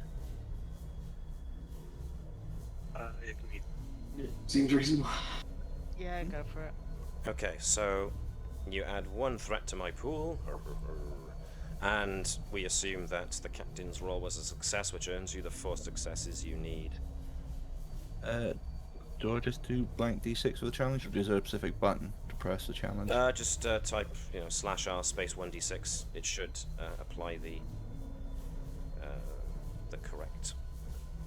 Let me just Dice. watch the animation Which- because the numbers Yes. lie. That is a 1. So it didn't generate an effect. So no extra momentum, but no extra threat either. Okay. Okay. So from all of you studying, excuse me a second. So from all of you studying the surface of the monolith, with both scans and visuals, in particular the etched runes that are a pattern of what appear to be a mix of both advanced science and cultural symbols, you start to realize that there's a lot of myth, legend, and history kind of interwoven in these pictograms that would suggest the purpose of the monolith and thereby how you might actually activate in it. So you put it, all of you putting your heads together, realize that one section of the inscription discusses the opening of the way to those who are worthy of power. Now, I will get back to that in just a second because Natala was conducting interviews. So hold on to all of that as we come back to it in a moment. Natala, So you were in the- conversation with the Vulcan yes. and anyone else Yes. who wants So to this, answer so the Vulcan had asked me a fairly open question about, about our arrival here, and I would like to use that to prompt story time, basically to try and draw anecdotes out of people, to establish how each of them got here, just try and Okay, work out what point they gathered as a group and that sort of thing. okay. I don't require a roll from you. This is something they all So just hear. going to give an idea of what Natala's aiming for. Yeah. So Yes, you introduce it to the conversation easily enough, and the Vulcan responds. Let me just check my notes a sec. The Vulcan says that he's a member of the Vulcan Science Institute, and his name is Bertram. He's an explorer, and he was conducting scientific scans in Federation space, not far from the Shackleton Expanse, when he needed to come here. When you get around to the two Starfleet members, their names are pretty much what they say there. Lieutenant Owen Hames and Ensign Anton Westcott. They are both from the USS Cairo, who, in the middle of their duties, needed to come to the Bacchus system. So, when they were not given leave by their captain to leave the ship, they took a shuttlecraft and came here themselves. Obviously against orders, but they don't actively say that. Similarly, the Klingon pair say that they were conducting basic patrols in the area of Klingon space, not far from the Shackleton Expanse, when they and their crew felt that they needed to come here to the Bacchus system. They're in a similar fashion to the story you've gotten so far from the Vulcan and the two Starfleet fellows. Their craft was snared in orbit and knocked out the power. The Vulcan came in a shuttle, as did the two Starfleet officers, and obviously the shuttles were less able to withstand the stresses that were put on their ships by the beams. So they were about to be basically crushed by these high energy beams when they were transported here to the surface. And they fully believe that their vessels have been destroyed. The two Trill give a similar account. They have their own civilian vessel that they apparently use to ride around, do whatever they like. You get the impression that these two are... They're reasonably young, and their parents... It sounds like their parents are kind of wealthy. So, they're basically... They took a joyride. But they felt they needed to come here to explore. But they really felt that here was the place to be. And likewise, their small civilian transport didn't fare too well under the stresses put on by the beam, but they were transported down here before their ship was destroyed. In a similar fashion, the Romulan, who gives his name as Zeton, he is a former senator, apparently, who was on his way to a diplomatic meeting with the Federation when he suddenly felt he needed to be here. And he was only on a small shuttle transport. Again, didn't survive contact with the beam and was just beamed here. The Klingons, however, have a slightly different story in that they and their crew all felt they needed to come this way. And their bird of prey crashed rather than... it was still ripped out, it was still pulled down from orbit. But, thus their ability to bring weapons with them, because they came down wholesale. So they weren't transported, exactly. They crashed. And their crew? Their crew were all dead, except for them. Did they perchance arrive before at least some of the others? Yeah, they say they were here before certainly before the Trill. But the Vulcan, the Romulan, and the humans were already here. This was a matter of days ago. Okay. All right with all that? Yep. Yes. Okay. So, right. So now we're caught up. What would people like to do now? Well, we definitely need to find a way in. Well, you have an idea now. There is a opening the way of those who are worthy of power. So what would you like to do? Bumbling coherently about loneliness. Well, those, Keval, Vipers, Edwards, the captain. Sane people, you mean? What would you... Yes, the sane people. What would you guys like to do with the information that you've now obtained? Knock on the plinth. Yeah, the question is it physical power or mental power, spiritual power? That's what I'm thinking, sir. I mean, what can be determined from their having chosen to bring these other people here? Oh, Keval falls I to like his knees. Okay. Keval's. Licks the wall. Where does Nova lick the wall? Right on top of one of the circuit-looking things, because she'd aim for technology. I'm going to say that Nova licks the part where on the pictogram that everybody was looking at, and it's at that point that that section of the monolith suddenly becomes active. The runes and the pictogram grow in brightness, and then a soft blue beam shines from one of the runes onto the ground, forming a spotlight into which a human-sized creature might stand. Stop scanning the power signature. Energy signature. Oh god, never literally just stand on it. Shining on, is there like shining on like casualties on there? Or It's is that just no, like- it's not, but it's in front of him. Okay. Now, everyone at the It moment was- isn't sure what they don't appear to be sure what to make of this. So Yeah. No.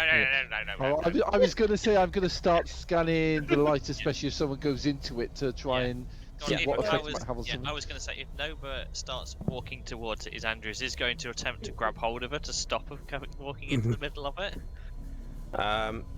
yeah, but Nova kind of is quick. Nova makes it there, but as she does, the beam of light kind of intensifies a little bit, but then fades back to what it was before, and nothing seems to happen. Going to the control that Nova beamed up,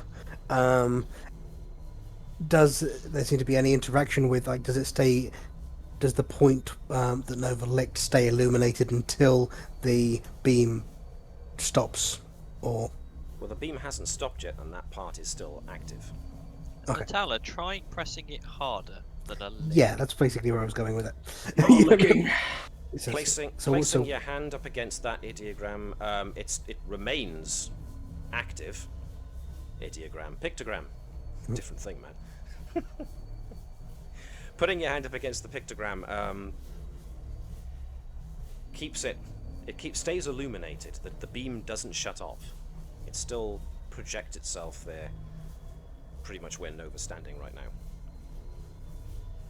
Is there? I would like to casually encourage Nova out of the beam while we Okay. perform some scans on it. Nova, seems reasonable to you? What you tried didn't work, so maybe someone else should get the chance to try? Yep.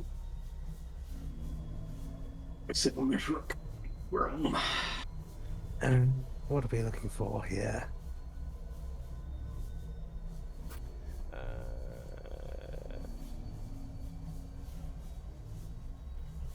Have we got tricorders? I've been scanning the fear, I'm still scanning when Keval steps into it apparently. God damn it!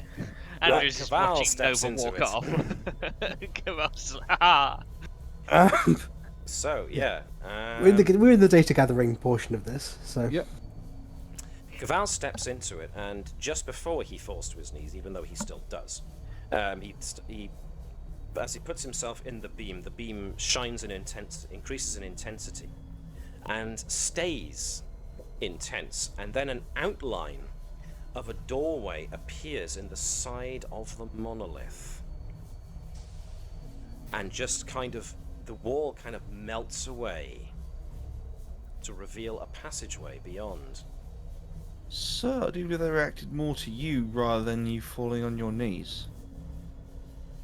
Hold on. Okay, so what happens next? It's a TARDIS console. Okay. Solve my liking.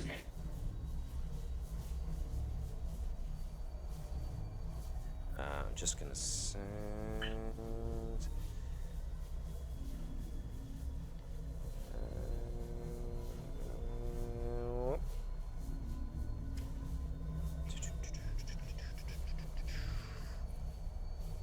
I apologize for making you read, Jan. That's fine. Big block of text. It's not that big. Remember it, he's going to quiz you on it later. In intricate detail. Which was the third letter from the from the front on the 5th line.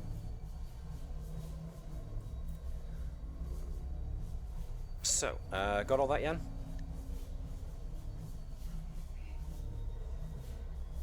Still working. Okay, cool.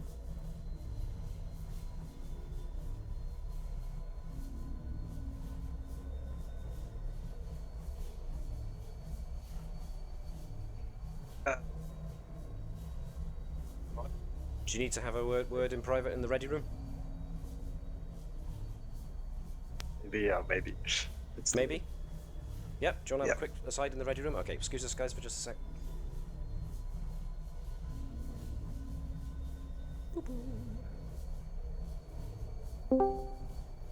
Cool. Right, what did I just send you? So, yeah, as soon as the doorway opened, big jolt of energy went right through Keval. And that was when things started to get a bit fuzzy. Feels like definitely not in control of his own body. Definitely feeling a very strong pull to get inside as quickly as possible, because there's something Keval needs in there, although it's really unclear as to what. But there's definitely an imperative. But Keval's conscious mind is definitely now aware that, hang on a second, is this me or is this something else? So Keval has the advantage at the moment of being on his knees, so it's going to take a bit of effort to actually get up. So that gives Keval's conscious mind enough of a chance to go, well, hold on a second, is this, what's really going on here? Is this me or is this something else? But then it's like his body is trying to act against his own volition. And So yeah. So basically, I'm free to, or I can speak freely as Keval, but action-wise or motion-wise, I'm still going into the monolith. Yeah. Now, because Keval's on his knees, it's going to be an action. It's going to be, you know, for him to get up off his knees and then start moving forward. So the Romulan's going to get in there first, and what happens. But yeah, Keval will have enough of his own senses to be able to actually speak. So you cool with that? Yeah. Awesome. Let's Yeah, go back that to the. Romulan's gonna get taken down. Let's go back to the bridge. Actually, knowing how... Oh, Okay. Everybody okay? Depends, is Keval killing us all yet?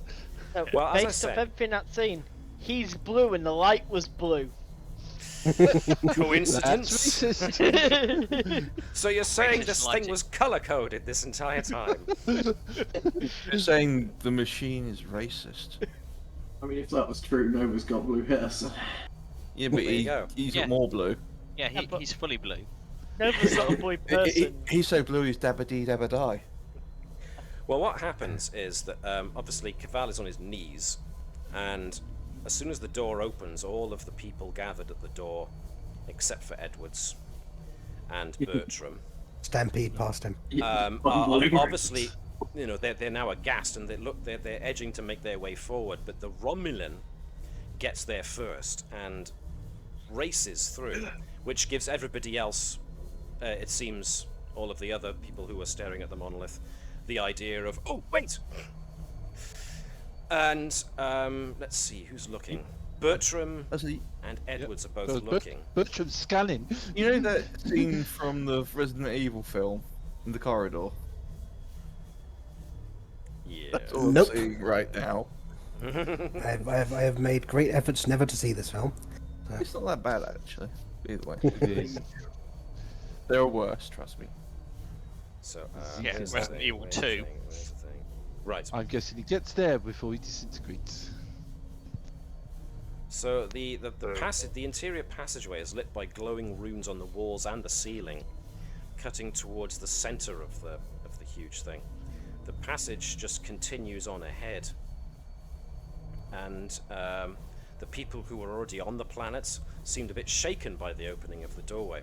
But after the doorway opens in a slight hesitation, the Romulan runs forward, trying to get into the hallway as quickly as possible. As he gets to the middle part of the hallway, something happens, and a beam erupts from the wall, enveloping him.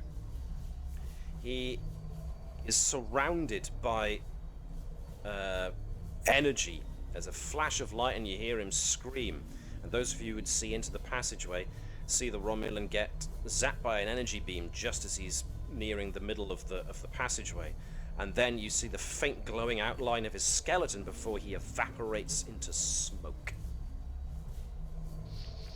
Scanning all that to see if it's like teleportation or if it's just disintegration. I was scanning. Slightly more pressing matter at hand, because now Keval's getting up off his feet, and the others are looking like they want to get into the passageway as quick as they can. Okay, so Putting his arms to the side to try and prevent anybody else from passing him, while he says, "Captain, Commander, I don't think I'm fully in control of myself." So just as Nova gets to there is when Keval basically puts his hands out to try and stop everybody from getting past him. If that disruptor has a stun setting on it, it might be It's an idea to use it, sir. it's unlikely. Disruptors generally don't. Yeah, So yeah, I'm quite happy to take over the line of holding the position. I will. In case anybody missed it, Keval just say, "I don't believe I'm in control of my." Moving up to Keval to try and assist Keval in not doing anything stupid. The others are all frantically saying, "Let us in! Let us in! We have to get in!" Yes, I think that this now calls for to try and take command of the situation. I would like to try and use command and control through my Starfleet protocols to. Well, actually, I'm even tempted to use my one of my values, preservation of life, to try and actually force them to come to their senses. And so you've just seen one person aid be. you in this. Yeah. Westcott and Kate and Hames probably the best chance of getting through to using Starfleet protocol. So yeah, absolutely. Maybe it's a group. Yeah. Right, either survival training to basically say no. It's not safe yet. Yeah. Yeah. So yeah, you can definitely take the lead on that. The captain will definitely aid. Anybody else want to help with that? I'm specifically trying to kind of make sure that Keval is listening properly, but Can I beyond hinder that, Go on, Jan. Yep. And unless somebody's physically restraining me, I shall rush forward into the passage. I'm trying to primarily try and lead you away from the doorway. So Natala's presumably already in northwards. physical contact with Keval. Yeah. Okay. I mean, you're stronger than I am, but you know. Okay, Nova's probably trying to squirm under that and just get in there as well. Yeah, no, That's ain't why getting past me. Andrews is there. So whilst everyone is hanging on to everybody or pushing Yep. everybody or just grabbing everybody, during this is when Andrews can make her impassioned plea to everybody to at least wait for a minute so we can get around whatever's there. So how well that does, I'm going to make this a difficulty 2, but you can definitely be aided by the captain and anybody else who wants to try and use reason and command, or presence and command. Yep, I'm happy to aid there with reason command. Nice Oh, there with daring and command. I'll try aiding with reason and. Well, like Oh dear. Jan has already noted, we can only have a maximum of 5 dice. So if one person's the principal, that's 2. So there can be 3 others aiding to each add 1 dice. So If the captain's already one of them, because she makes sense, just personality. I'll take myself out then. Okay. Natala wanted to, and did you say Nova wanted to as well? No, Nova's No, hindering. Nev wants to hinder. Nova wants to hinder. Yeah, she's determined to get him. Okay, so this is going to be going out to her. So Edwards can still get involved, unless Vibers wants to get involved. I would say it might be actually better if Andrews uses a momentum, because it'd be going off Yeah. her better stats. Or Yeah, Andrews that might could, be a use plan. momentum to buy. I'm fine with that. Everybody alright with that? Because Yeah. Awesome. Because this is a. that's not worth it at this point. I was gonna say this is a situation to burn momentum. Okay, Yeah. so woman momentum burn. So, firstly, somebody else. Gareth, do you want to do the captain? Or Davis? Yeah, I'll do the captain. Oh, no, Davis can. If he wants. No, Davis, go on. can you do insight Okay. and command for the captain? Okay. Team dynamics focus, maybe. Team dynamics, well, lead by example, composure, any of those will do. One of them. Yeah. Okay. There's an that's energy 2 beam. dice It's on- gonna kill ya. That 2 Just dice on the captain or 1? Just 1 dice for the captain. And for me, possible safety protocols focus. Yeah, yeah. Well, big frickin' beam just zapped the Romulan senator.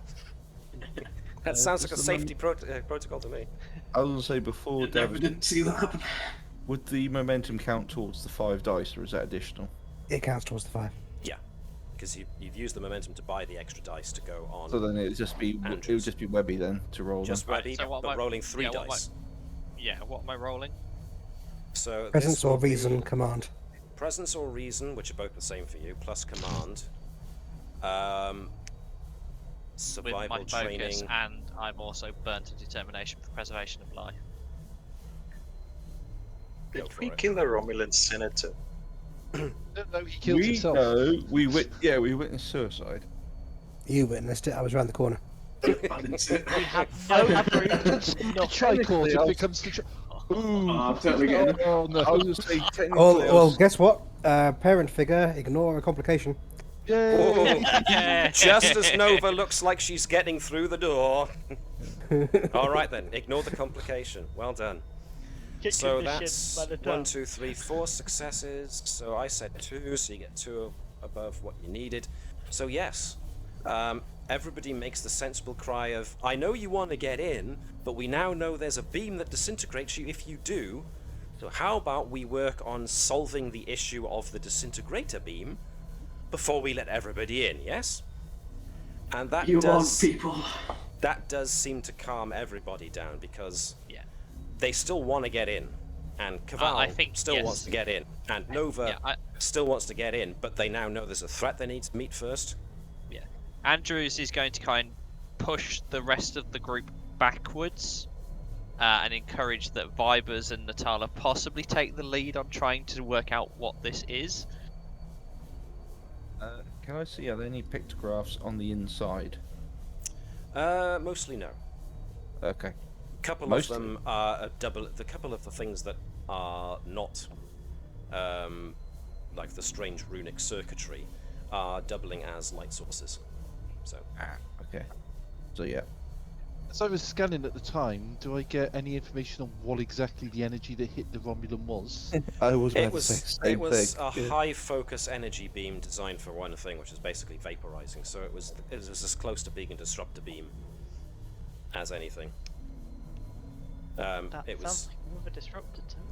yeah, it was a high energy beam. Okay. Right. So I don't, Also- oh, sorry. Any particular type of energy, or just sort of like a sort of blast of electric, or a mix of both, a mix of multiple? It wasn't anything specific, because it was, you know, a directed energy beam, so you could say it was Right. you could just as easily say it was a phaser as a disruptor. Yeah. Yeah. Okay. Those kind of things that are made, that energy beams that are made to disrupt your subatomic, your atomic structure. Yeah, there is an enormous amount of difference between if your phaser and set to kill and your disruptor. Really. Yeah. They I've got basically whole manuals that can vaporise you. explain all the differences if you need it, but now's not the time. Yeah. So, Keval, with you being slightly more in control of your senses than the rest, is it right? Just explain to us all what you're feeling before anyone steps across the threshold. Go ahead, yeah. I have an intense desire to get to the center. There's something there that I need, and I should be the one who gets it. As you say that, the others who were here before you also say, no, I should be the one. And they all start echoing the same. Can I scan the people around it to see if there's any difference in from the regions I got earlier, anything that might potentially affect in their minds or their brains and stuff like that, comparing it to the regions I got from them earlier, which just indicated they were stressed? You get the same reading. There's no evidence of any kind of interfering brainwave pattern. Yeah. They all appear to be very, very eager to get in there, but obviously they're now wary over the danger. Yeah. So no, you detect no difference in their brainwave scans from what you took earlier.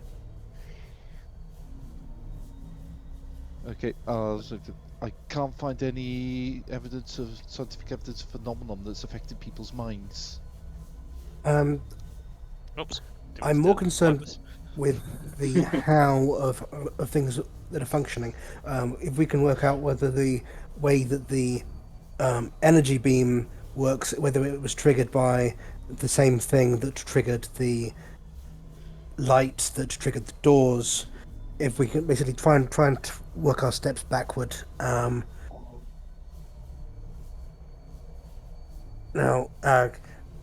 it appeared, at least from where I was standing, that the light responded to Keval, as he says. But are there any other possibilities for what happened?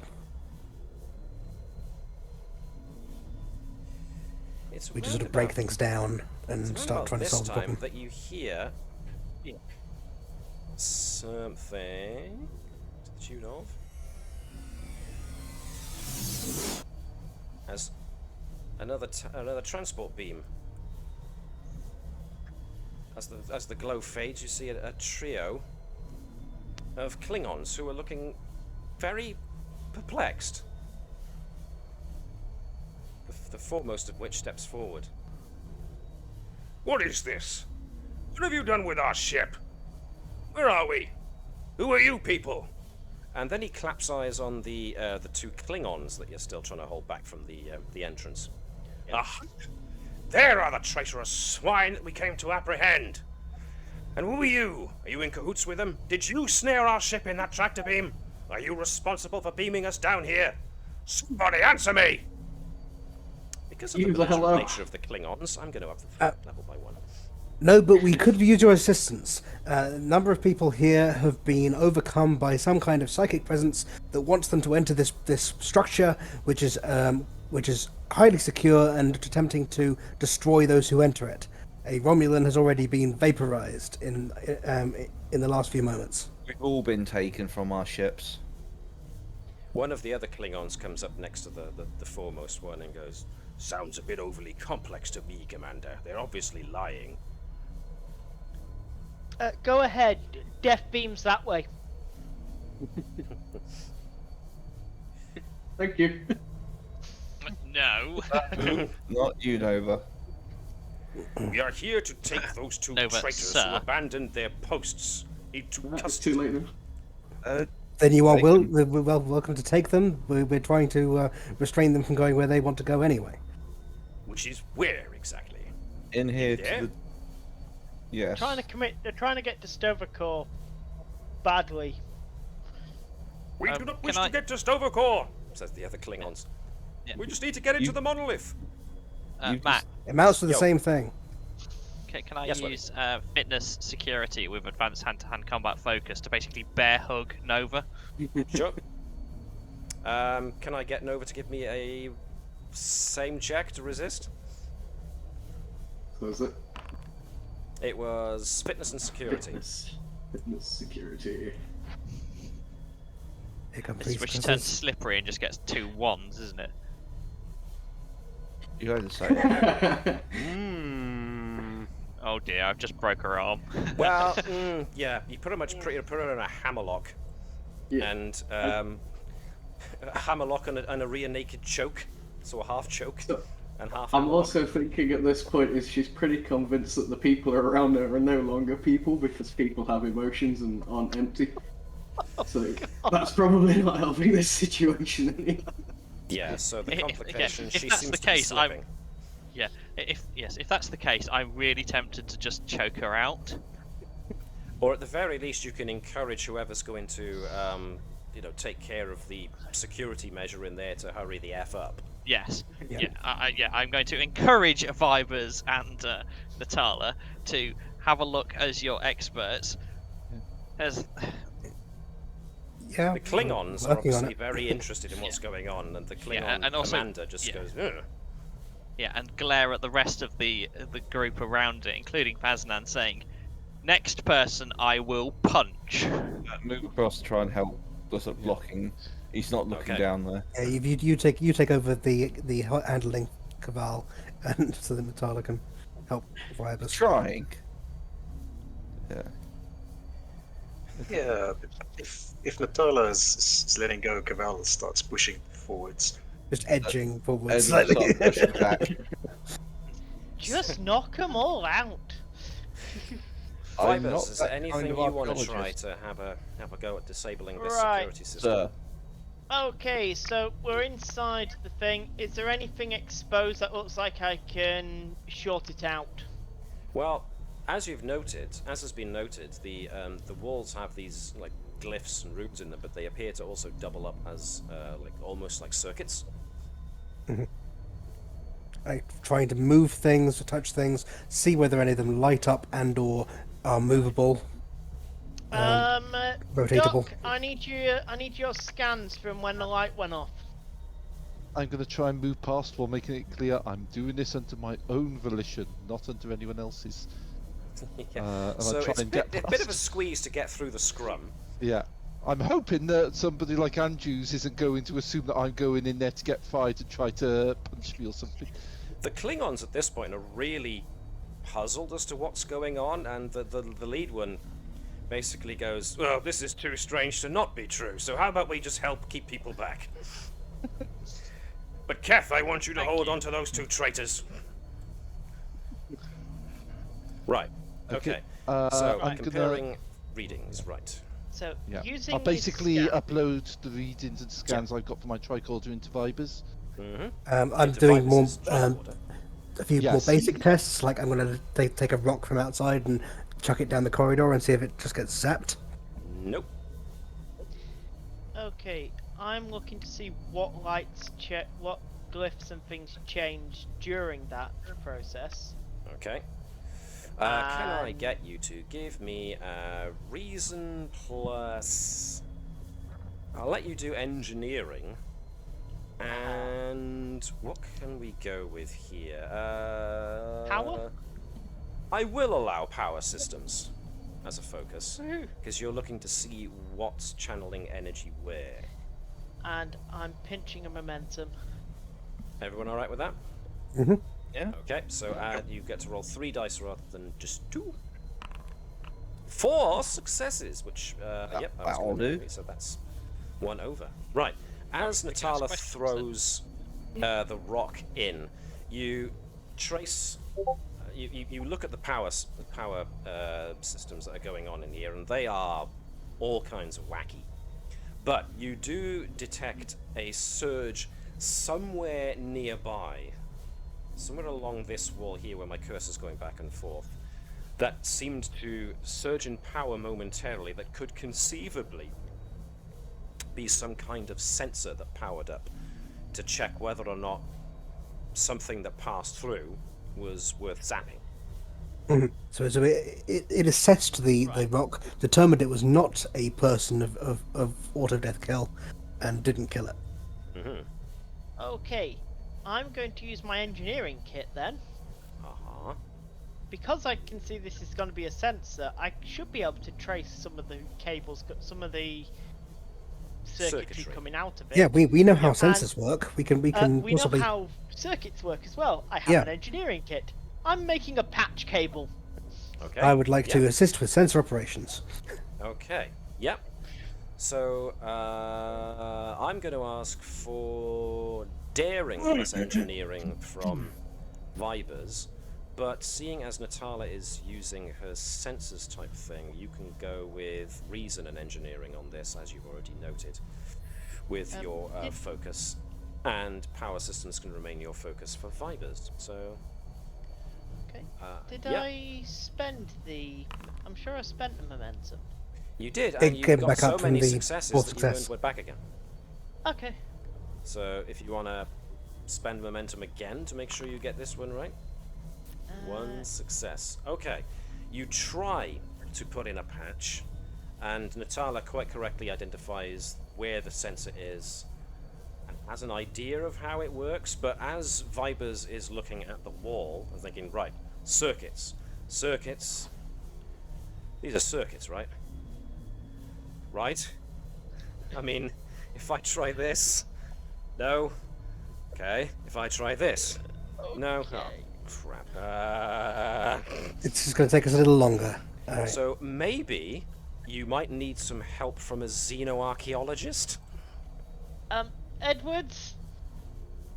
I need someone to swap with me to keep back Keval. Yeah, That Sir. could be the doctor. Captain would. The Captain will tag Klingon. it. The Klingon And the behind captain. just got it. Come. Yeah. Certainly. Right. What are you So- thinking? So these are circuits. We're trying to bypass this, but I'm not quite sure. Starts going. Oh wait, using the is my ignorance of Trekkie law. Tricord fine. is simply as a scanner. I can't use it to bring is. up specific information. You can use it to bring up a scan of what you're seeing in front of you and thereby interpret the data. You could What about observe. things you- I've like, recorded. like you could observe waves, or you could observe numbers. It couldn't give you like it can give you basically readouts. It can't give you paragraphs. Okay.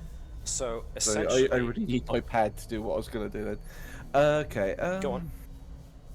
I was just going to compare it to what happened to the ones outside, effectively, and what ones lit up, what ones didn't, and how they reacted when they did, and just look for the similar kind of. Well, for the energy reactions, Range you yeah, could for easily do that. Fine. yeah, that's fine.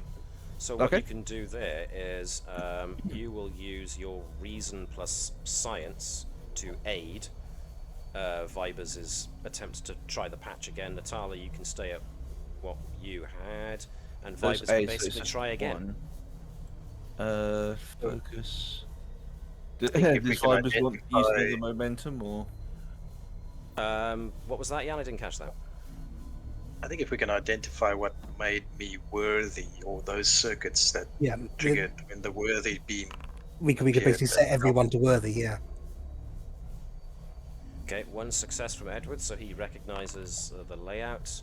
Natala is like, well, I already showed you where the sensor is. What more can I do? It's a sensor. So you so need with all that in two mind- more Spe- successes. possibly to succeed. possibly spend 2 momentum on this. This is a don't get fried thing. Right, I can you- only spend one, maximum 5 dice. Oh yeah, one. Okay. Right. So doing this is definitely the way this is supposed to go. Way! Look at that! Over and above. Does Yeah. that give us one back, actually? Yeah. Yeah, it does. So this time, Natala's like, well, you know where the sensor is, and that looks like where the sensor emitter is. That's Emitter. what positive means. I've got the cabling backwards. And Edwards just then basically says, well, here's my scan. So I reckon from the scan that this means this and this means that, and these probably are the power conduits, whereas that's... So more or less treat this as a diode, and Yeah. So if we rewire that there and there, this might be able to help, at which point Vipers goes, right, so if that's the sensor, that's the control circuit, this must be the power, and then he rewires the power around it. And you reckon you got it, but there's only one way to find out. We need a test subject to go down there who's really willing and completely disposable. well, actually, more reasonably, one of us who's not under the control should do it, because then we could come back. And so if we just kind of take a few steps and then come back, or in fact, if I take a few steps and then come back, Send the captain. She's expendable. I trust our work. Indeed, Nova goes forwards. There's a moment of pregnant anticipation, and nothing It happens. probably does actually yell that. Engineers were desperately looking at the thing going, I did wire that the right way around this time, right? Yeah, there is that moment of doubt, that what if moment, but Natala goes past. But and Natala's very nothing's good at done. ignoring the moment of doubt, or more specifically, appearing to ignore the moment of doubt. Yeah, you seem to get past So that point Problem. where nothing seems to be activating now. So, do you think it's done it for everyone or just you? One way to find out. Right. We fixed it. Let's go figure out. Let's look at this console before everyone else. Yeah, comes through let's send Edwards. the expendable first. Off you go, Mr. Edwards. Endable, sir? Acting I think- ensign. Is Lowest that, yeah? commissioned officer. Keval wants to go. Was it value human life? Now that Keval has seen that it's safe, I think he Yeah, Yep. he's going to be trying to run as well. verges forward. Yep, Nova probably does too. How bad is Nova's arm looking? She's just restrained. Yeah. That's it. That's all. So, Okay. looking around for other She's potential not gonna let security you check. measures. Start scanning what looks like a console. Don't approach the center column yet, because that's where everyone's trying to head for directly, and it's likely to be the next thing to light up. He's not going next to me, not touching it, he's just tri-quarter from that distance. So yeah, you're obviously in some kind of command room, and this contains the same etchings that cover the outside of the monolith, but it has obviously control panels and displays spread about. With the amount of dust covering the controls and the walls and the floor, it's apparent this place hasn't seen use in a very long time.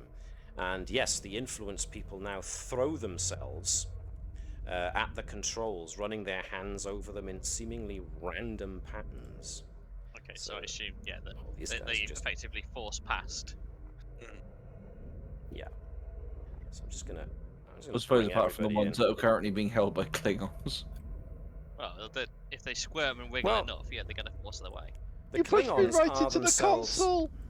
The Klingons are themselves extremely curious now about what the heck's going on, so so they kind of like stand just- back, Just walk around with the tricorder giving it. whereas everyone Yes, I else can. is busy running their hands over controls, trying to Otherwise, Nova bash ran all buttons. the way off.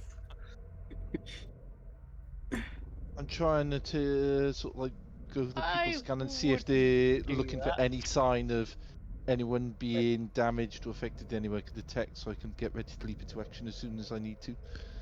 Okay. Someone's got to try and keep everyone else alive.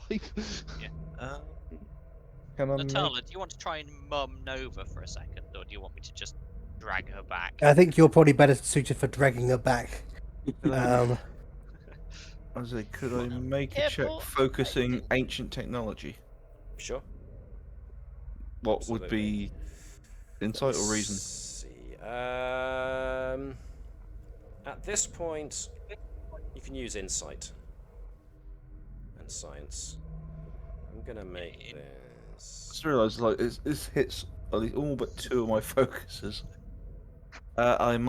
I think I will nab a momentum as well because we want to get as much info as possible, if I may. Everyone alright with that? No.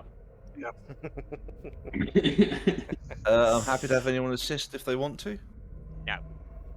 I'm gonna have Keval assist this actually because he's frantically banging away and he knows what controls look like. So, Would it be worth having the engineer also assisting? if you want, I was thinking like it being in the guts of a machine would sound like a bit more something he'd be up his Okay. alley. Yeah, So- sounds like a good thing to check.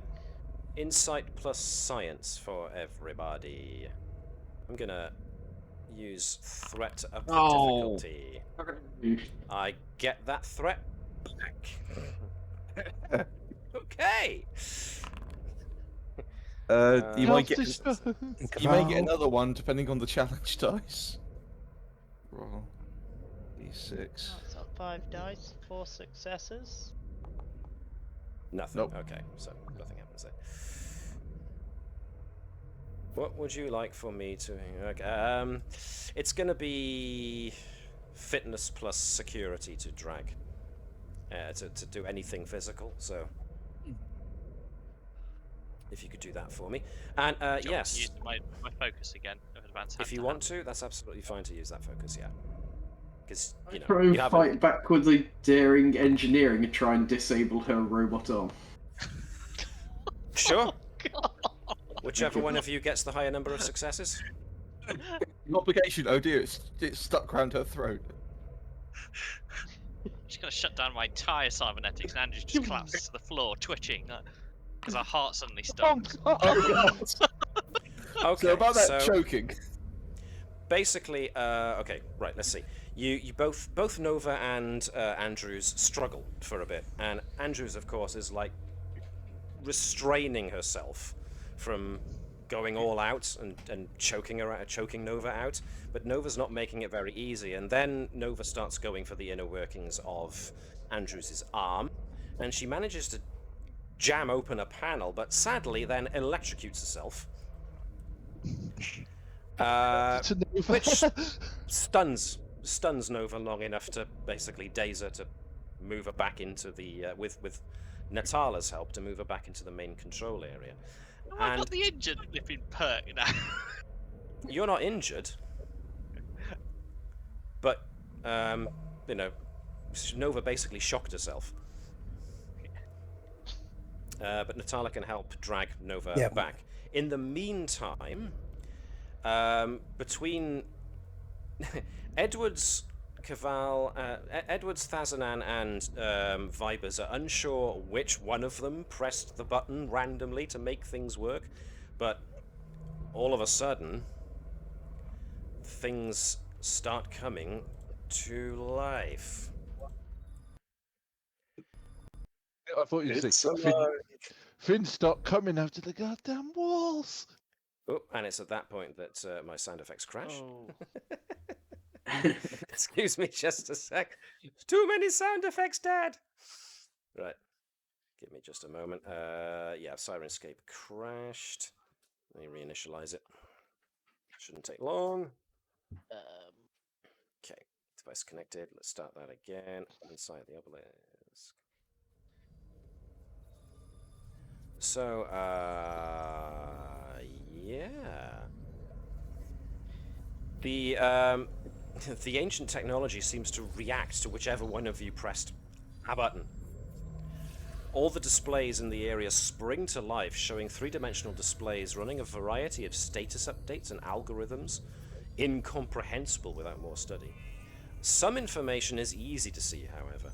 One display shows a 3D representation of the Bacchus system, and a beam shooting from Bacchus 4, reaching out to a moon of Bacchus 3.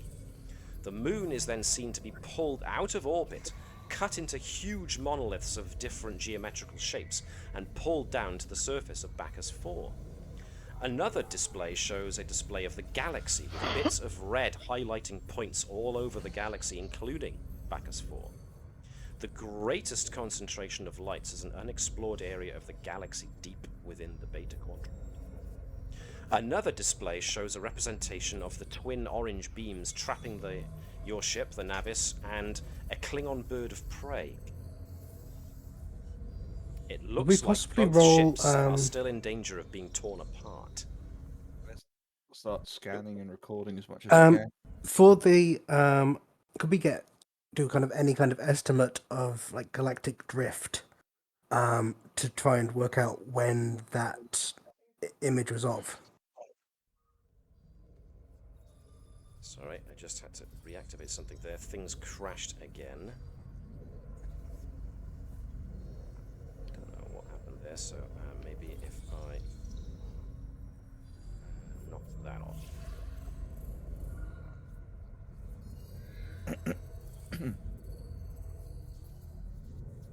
Yeah, Two lots of How- the same thing. Because if we've got effectively star charts, we can probably work out. Yeah, it would take a while to collate all the data, so, you know, Mhm. while you're here, might be a good time to start taking readings. Yeah. The Edwards, Klingons any at this chance- point... Go on, sorry. I talked over everybody. Edwards, is there any chance you can translate any of this? It would take a would- while. Yeah, as I say, I probably not here and now. It would take a bit. Go on, Jan. I think the priority should be to deactivate the beams that are threatening the two ships. Indeed you do. And if somebody wants to try it, it is a daring plus science task with a difficulty of 3. Yeah, I would happy to assist. Well, this is what Nova's really good at, isn't it? You could try and convince her. She's not totally insane. That sounds like an Natala problem. Yeah. Okay. I'm on convincing Nova duty. Is it possible to burn my determination of safety in numbers to convince Nova to return to her regular duties?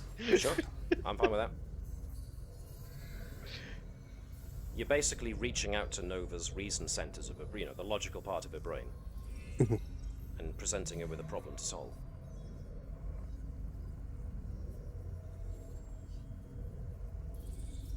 So, by all means, it helps that she's still a bit stunned at the moment. So, Yeah.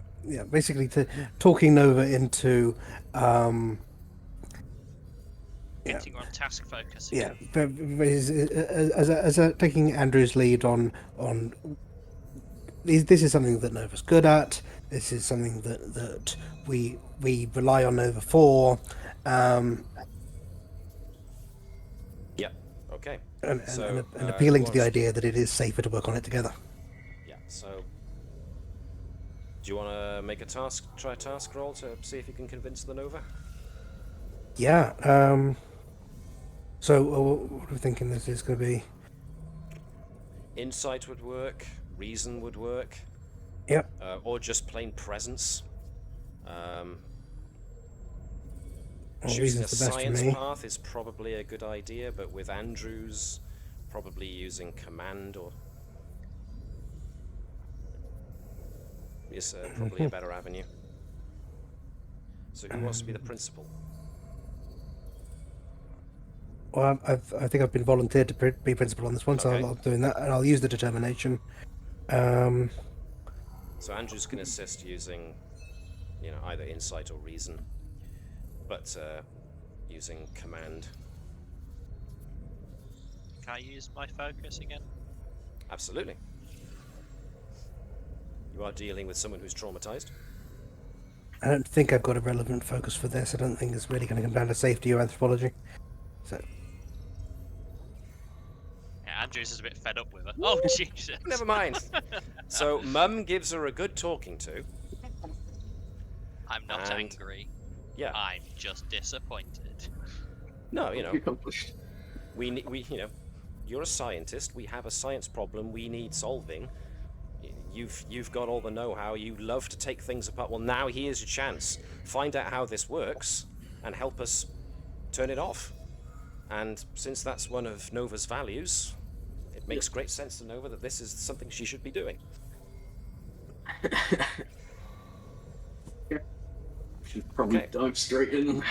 Indeedy. So, like I said, this was going to be a daring plus science task, difficulty 3. So, whoever wants to be the principal, probably Nova. So, someone else who's good with daring is usually Keval I'm gonna burn a or Vitus. determination as well.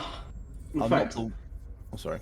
sorry, I was gonna say she's going to go all out at this, so she's gonna burn a determination, burn her star-cross, and use tinkering and experimentation as a focus. Go for it. I think use some momentum as well. I was gonna say I can help, but would ancient technology be able to use Yeah. as a focus for assisting? Yeah, absolutely.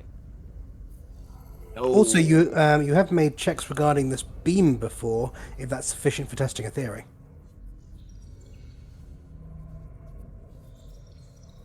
I wouldn't have a theory of how to Jeez, turn it. Willikers, never mind. All right. Okay. All right. Nova deep dives into this.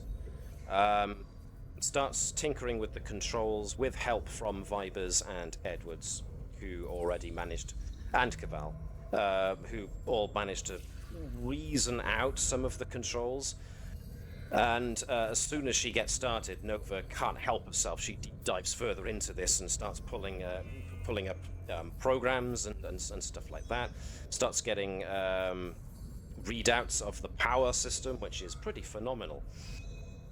And for just a flash of an instant, Nova feels hello, as she called it, as almost like a flicker of her empathic power coming back, and kind of feels hello disappear into the machinery, almost. The presence just kind of fades out into the machinery.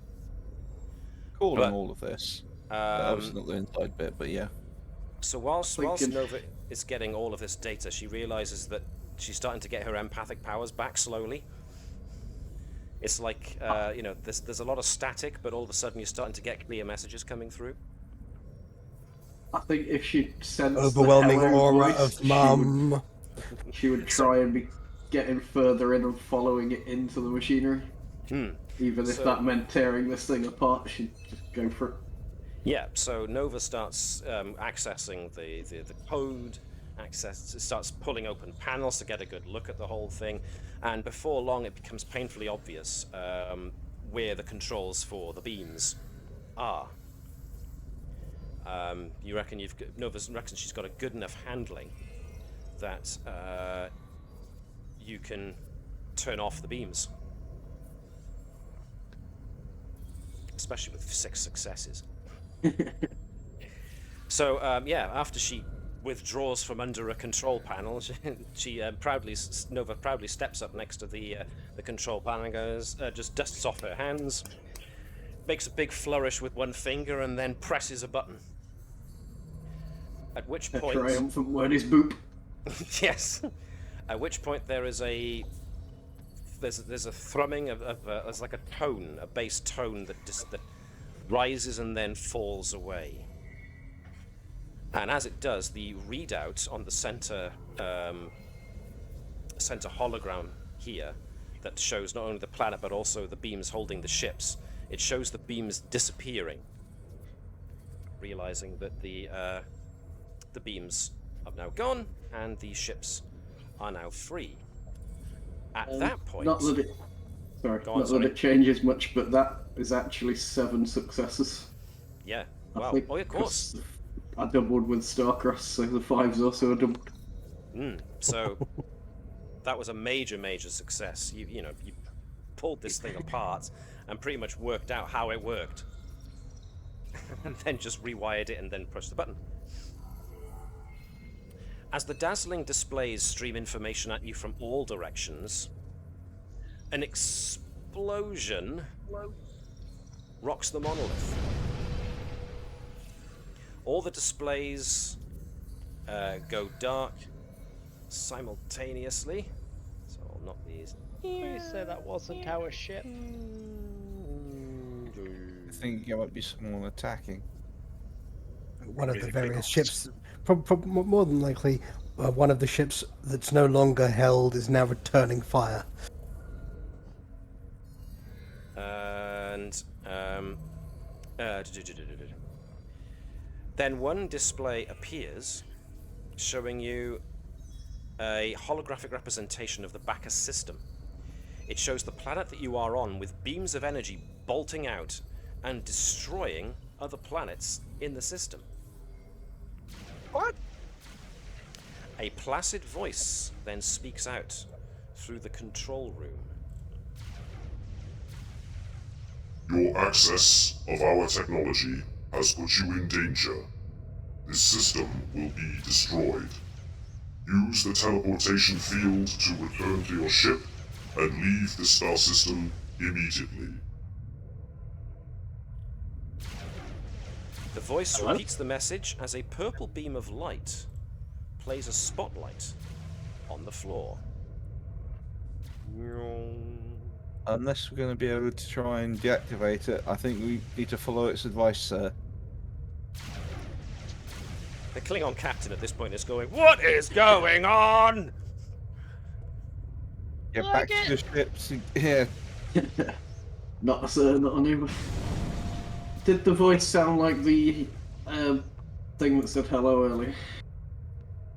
Or was it more of a recording? It sounded more like a pre-recording, but there was a note of familiarity to that voice. Now then. Everyone, come to the light if you need to get out of here, else we're all going to be destroyed by this thing. I think first of all we need to try and stop it from destroying all of the planets in the system. Yeah, look, If we can't, then we escape. Since I've already been tearing through this and taking things apart, could I try and disable safety protocols on it? Yeah, it's looking to Nova on this This is one. looking like a security protocol that's been inadvertently activated. Oopsie-daisy. You get the impression that it is indeed a security protocol, but it's strange. It's more like an anti-tamper protocol, which you probably more than likely triggered when you started pulling apart the consoles and tinkering with the code. Fail-safe kind of thing. Your best guess from all the files you pull up is that this is some kind of safety measure to stop this technology falling into, quote, end quote, the wrong hands. Actually destroy a star system. I mean, it's Well,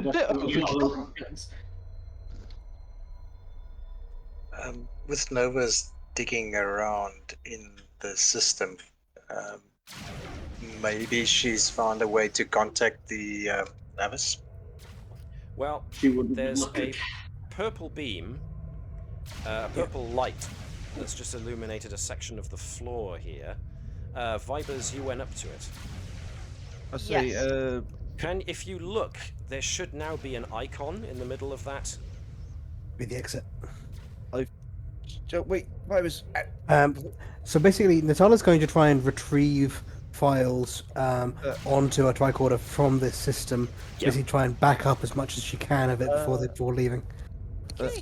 Sir, I've just Stay had right a there, thought. Davis.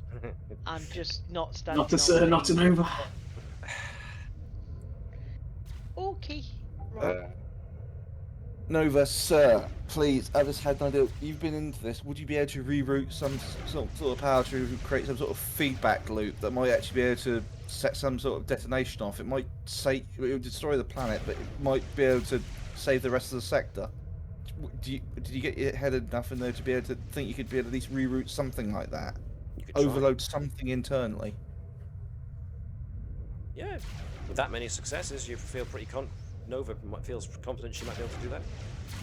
I'm not sure if she would though, because her focus would be on finding the hello, which she would imagine destroying this planet would prevent. Yeah. If there's a possibility that the computer that controls this weapon is sentient, then that might not be a ethical thing to do anyway. Yeah.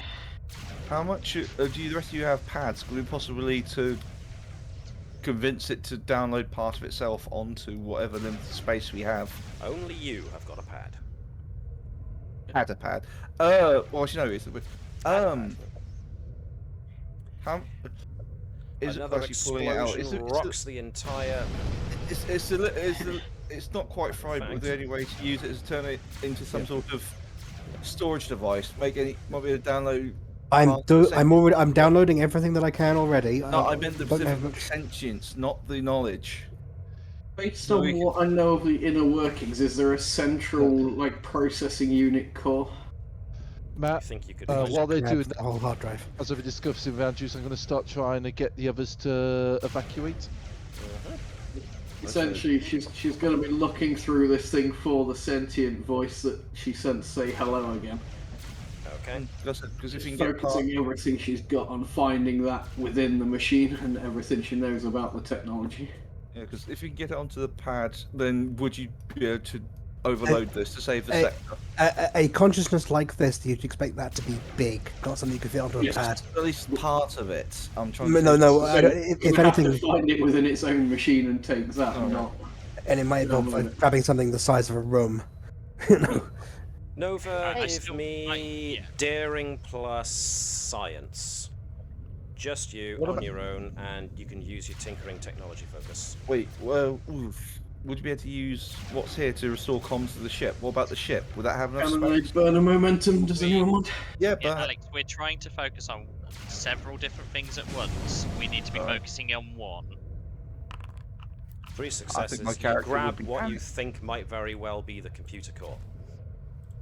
Excellent. It appears to be a large, like, crystalline matrix that's connected to a lot of machinery. Right. Can we shut this down before it destroys the rest of the system, or is it a no-go? It looks like it might be a no-go. In that case, How far is this computer core from us? Nova's got it in her hands. Okay, you're able to access it from here. Okay, in that case, then yeah, I'll start trying to turn this thing onto itself and save the rest of the system. Alright. We'll try and determine whether this crystal needs a continuous source of power, I think, to keep it alive. Not apparently. I'll try and assist Nova as I can. If So I can, Nova, even. this is going to be control plus. I can make I could make a case for engineering. Since you're trying to literally feed the thing's power back on itself. Yeah. And Focus of Edward's inner the same. workings. Focus on inner workings, yep. Xeno So- technology for you. Ancient technology. Yep. So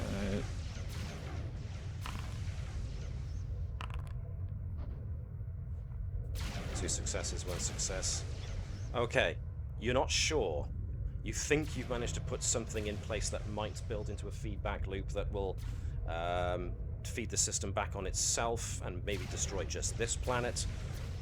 That in and of itself will probably be a very huge bang that will wipe out anything in its near vicinity, or at the very least will cause further further consequences for the system at large. But for right now, it's the best you can do. So, cradling this processor that might contain a crystalline consciousness, I am moving towards the presumed exit. I think Nova we've learned to definitely do wouldn't something. give it you. Okay. We need to get Alright, going now. Staying with you with it, just trying to keep. Yeah, Uh, Matt, let me know when we'd have in the meanwhile Yeah. on the Evacuate the area, sir, addressing Andrews. Yep, so there's an icon that looks like somebody courting a teleportation stream. If you click on it whilst your character is selected, We. you should be zoomed off to a different map. Okay. Huzzah. I didn't actually hear what you partly said, Webby. You broke up. Oh. Okay, so you find yourselves on board Aboard. a Klingon ship with a lot of very surprised Klingons. You notice you're on the bridge of a small craft. The air is stale and reeks of Klingons. A dozen shocked Klingons turn a dozen disruptors on you. What is this intrusion? Yells the closest, his finger dangerously twitching on the disruptor's trigger. We just freed you from that tractor beam. Yeah, I would take the lead in this situation and be like, Commander Sophia, Andrews, United Federation of Planets, and blah blah blah blah blah. We need to get out of here now. We'll fully explain the situation. The rest of your crew is probably on board our vessel. And we'll sort of like, we'll ask them if you can use your sensors now. You should be able to state that there is a Federation vessel within the same area of space. We need to get out of this area of the system. That would You be can probably great. contact your officers by hailing that ship. You notice actually, if you look around, Oh, everyone's here. Oh, everyone is here. it's because they're all on Hello, were you standing on the Klingon? They're all kind of milling about. So the Klingons are very much looking like a, what's going on? Why is our ship full?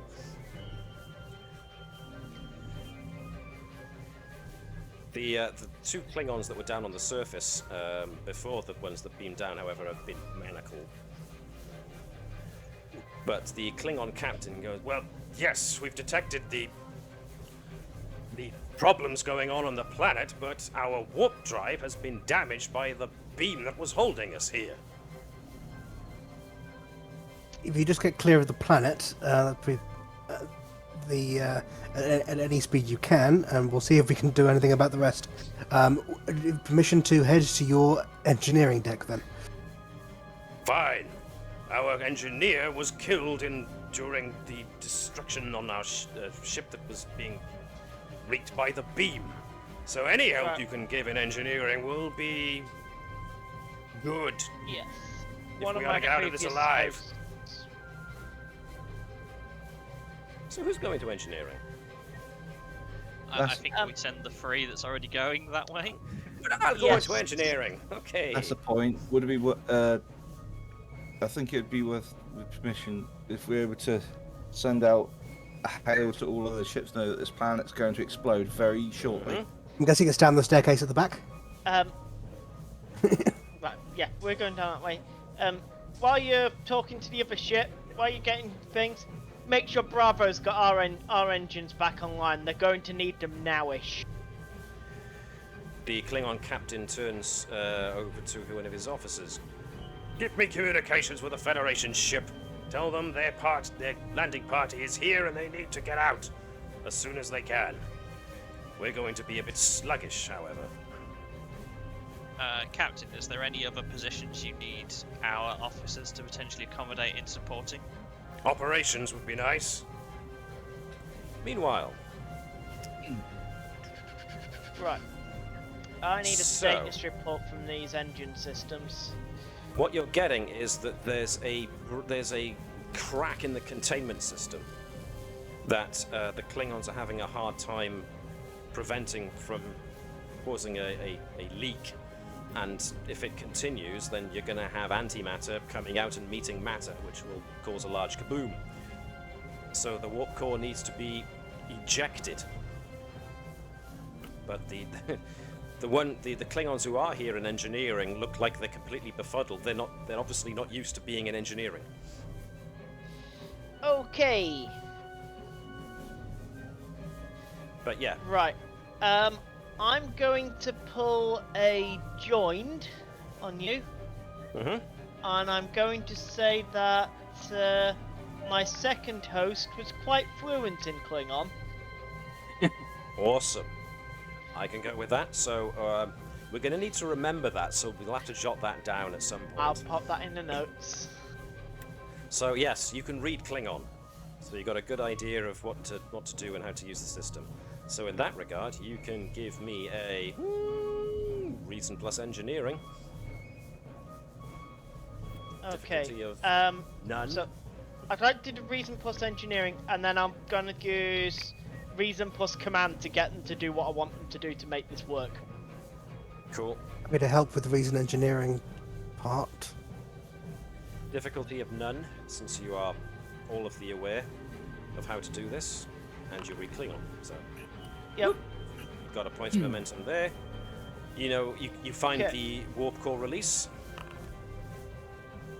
Right, you, these positions on my signal, off we go. So Natala, Nova, and the other two Klingon officers are all put in position in their proper positions as Vibers directs them, and directs them very well. At which point they activate their systems that they're next to, and Vibers presses the button to eject the warp core. Right, we're not going to explode right now. With Right, what's left in the unfortunately, system- sparks fly, and the lights flicker. The system that ejects the warp core has malfunctioned. The Klingons are kind of scratching their heads confused. Right, Insight plus gotta figure out- engineering. Yes. This is going to be a difficulty 1. Insight plus engineering. Okay, Nova, can you give me the status report from that one? From that system? Do you want to assist? So Nova can assist. Insight plus engineering. This is definitely speed warp shit, so... Yep. 1 success and 2 successes, which means you get over what you need. Right, from what you can tell, the problem is not the power, but the release clamps on the outside of the ship are locked. On a bird of prey, these clamps can be released manually, but the switch is on the outside of the ship. Where do you keep your EVA suits? Okay. The Klingons direct you to the EV8 suit storage. They have 2 that can... they have 2 spare suits that can fit any of you. Right. Right, Nova, do you want to go with him? I'll keep containment running as well as we can here. These two can press buttons when I tell them which ones to do. Jack! First, I'm going to need Nova and Natala to find their way across the outside of the bird of prey. Now, I'm going to jump back to the bridge, because Keval could help them with this, because Keval has got starship recognition, so he knows the layout of different craft. So, can I get Keval to give me an insight, and let's go with... I'm going to go with Con, because that's more about controlling ships. And you get to use your focus for starship recognition to see if you can identify where on the ship the release clamp will be, so that you can help guide Natala and Nova to the relevant position. Is this going to be as an assist, or it's a as a task in and of itself? That's fine, Davis. You're doing your job. You were leaping straight into what a chief engineer should do. Ordering people to do engineering stuff. So, yep, Jan, if you can give Keval his task. 1 success, that's all you needed, yeah. So over comms, Keval manages to direct Nova and Natala to the relevant section of the ship. So you get there with no problem. Now you need to give me a fitness and engineering task with a difficulty of 2 to force open the clamps and release the core. So obviously one can aid and the other can be primary. I've got 12 points in this, and I've got EVA focus. 14 points. So you take the lead. So yep, Nova can take the lead. Natala can assist. So like I said, difficulty 2. Let's see if you can get the I want to clamps spend open. 1 momentum on that, maybe. Okay. Everyone all right with using momentum? Yeah. Awesome. Use that momentum. Then. You should be able to take the momentum off yourself. Okay. So you put the minus. Yeah, there you go. 2 successes, 3 successes. You get. You don't get the thing back, but you do manage to do it. It's tough. It is wedged in, but you manage to put some muscle into it, and you do open up the clamps and release the warp core. So, it's only a matter of seconds now before the core explodes. So someone is going to have to do a control plus con task to move the ship away from the blast under impulse power. I think we know who that is. I'd like to assist with that engineering by pumping every bit of power we can into these engines. Could we perhaps reroute their tractor beam to try and push this thing towards the monolith as well? Just to try and damage the monolith with the explosion. Sort of and it nudge, gets it away from us. Sort of nudge the warp core in the direction of the planet. Yeah. Okay, that can be done without too much difficulty. That's just lock the target, engage tractor beam, move it that way, disengage. The tricky bit... that's Keval doing his engineering to pump all the power to the engines, and then someone else is doing his tractor beam. Sorry, Vibers. Keval is the lead. Yeah. Assisting so Keval can do the difficulty 3 control plus con task. Now this is not... This could be push the limits. Yeah, if it counts as being damaged, then I push through. It will reduce difficulty. Due to environmental conditions or damage to the engines. Well, the warp core's not there anymore, so I call that as damage to the engines. Right. So you got an inroad So- there. Can And I- so that. sorry, you've asked. Sorry. You've asked. Okay, so does that drop it to difficulty 2 then? Or I suppose it does. right. Now, I think Webby wants Andrews to get involved in this as well. Yeah, so I think if Andrews is on the ops station to do the Starfleet protocols of what we're doing on a warp core ejection, is like we say, is we would try and track some movement away, and then Vibers is also assisting. That should give us the additionals. All right. But So- no, I don't roll a lot. I don't roll well on things like this. Give it a go. I think that takes us to 4 dice. It does. So I will spend momentum unless somebody's No, against I think it. you're good on To get us to 5. No, we've got to save it. Get it So- back on Peninsula. Yep. I'll pull the momentum off. You can add an extra dice. So yeah, go for it. 3 successes. What we're rolling? Command and Uh, control and con. Control and con. Yeah, I went control engineering. Yeah, that makes more sense for you. Power systems.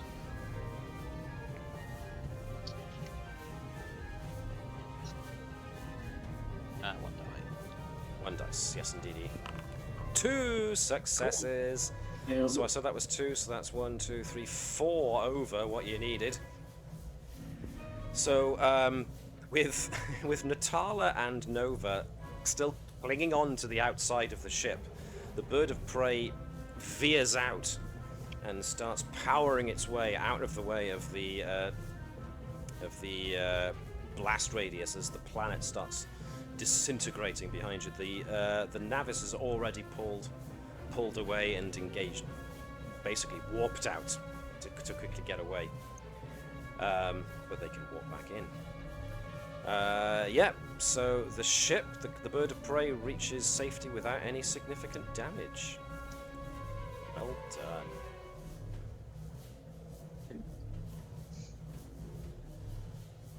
So, Just out of interest, with spending a question that we earned there, there isn't any House Juris markings on the Klingon nope. Nope, vessel. nobody there. You're all safe. So, sometime later, let me get you all back to where you're familiar.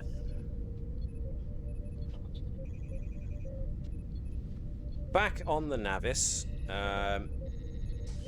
you are essentially flying out with the Klingon bird of prey, the Yarleth, flanking you as you go. Now, obviously, the Yarleth no longer has a warp core, so it's kind of going to limp its way home, but you've already sent communication ahead to let the Klingons know that they should send a ship to come back and repair the Yarleth so that they can actually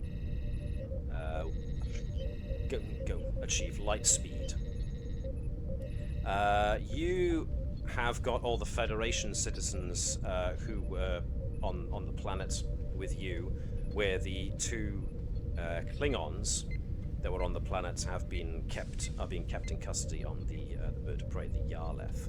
As the Navis is reaching the edge of the Bacchus system, an Excelsior-class ship comes in and hails the Navis. As the captain asks for hailing frequencies to be opened with the ship, they introduce themselves as the Astrid, the USS Astrid.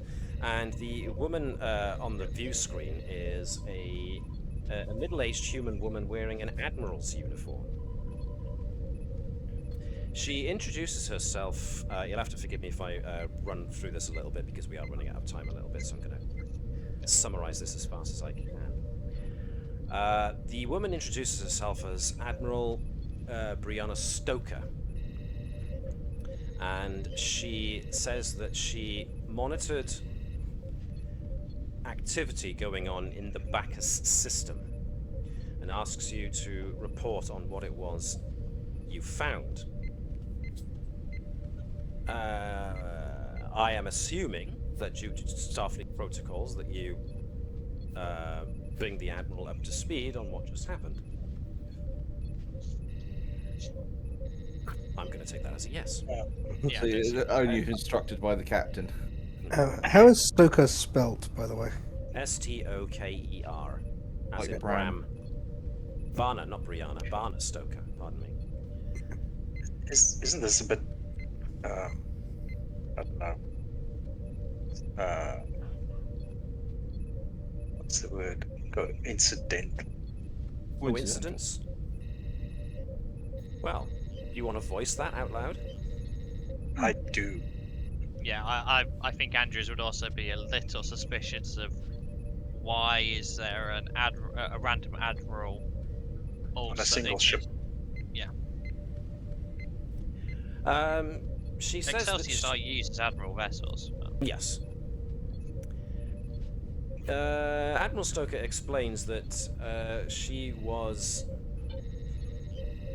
in the area of the was already conducting scans of the Shackleton Expanse and caught the activity going on in the Bacchus system and was diverted her course in order to intercept you. She asks for the full report of what just happened, and Captain Ducasse tells her that, you know, energy signature, you investigated the energy signature, you were caught up in the beam, found other people down on the planet, and after trying to get everybody free, the whole place just basically self-destructed. Yeah, Admiral I Stoker, think that, go on. I think that would be as much as Andrews would allow her to say. And that if the Admiral wishes to, there will be a full debriefing report to our Admiral, as we are on assignment as part of the Narandra security, the Narandra Defense Squadron, etc. Yeah, tied to the 20th Fleet, operating out of Narendra Station. So yeah, she nods. And she asks about the Klingons. I presume you just tell her this, what she needs to know. They came here looking for deserters. Found them. Now they're on their way back. Yeah, that would probably be as much as we probably say. Okay. In which case, the Admiral nods sagely and says that the Astrod will be happy to remain here with the Klingons to make sure that they get the help they need fixing their warp drive at the nearest starbase, and so granting them safe passage, giving them safe passage back to their own territory. The Admiral asks that all the survivors from the planet are beamed to the Astrod for debrief. And as a final order, she instructs the crew of the Navis to tell no one of what they saw on the planet in either an official or unofficial manner. What does the crew make of that? Is it instigated as an order with security Yes. level clearance? It is instigated as an order. It'd be followed, but Yeah. curious. Just think this is the perfect way for changelings to insert themselves into the Federation and Klingons. Certain members of, I think we would probably know some amount that there are certain members of the Federation who have some obsessive interests in historical aliens. Way. Well, if it's a direct order, we can have the suspicion. However, the security clearance has been passed. We have to follow the order. However, the report would still have to be filed to Admiral Ebert. Admiral Stoker kind of, you see her jaw tense at this, but then she gives a nod and says, "We'll take it from here, Navis. We'll take it from here, Navis. Report back to Narendra Station." And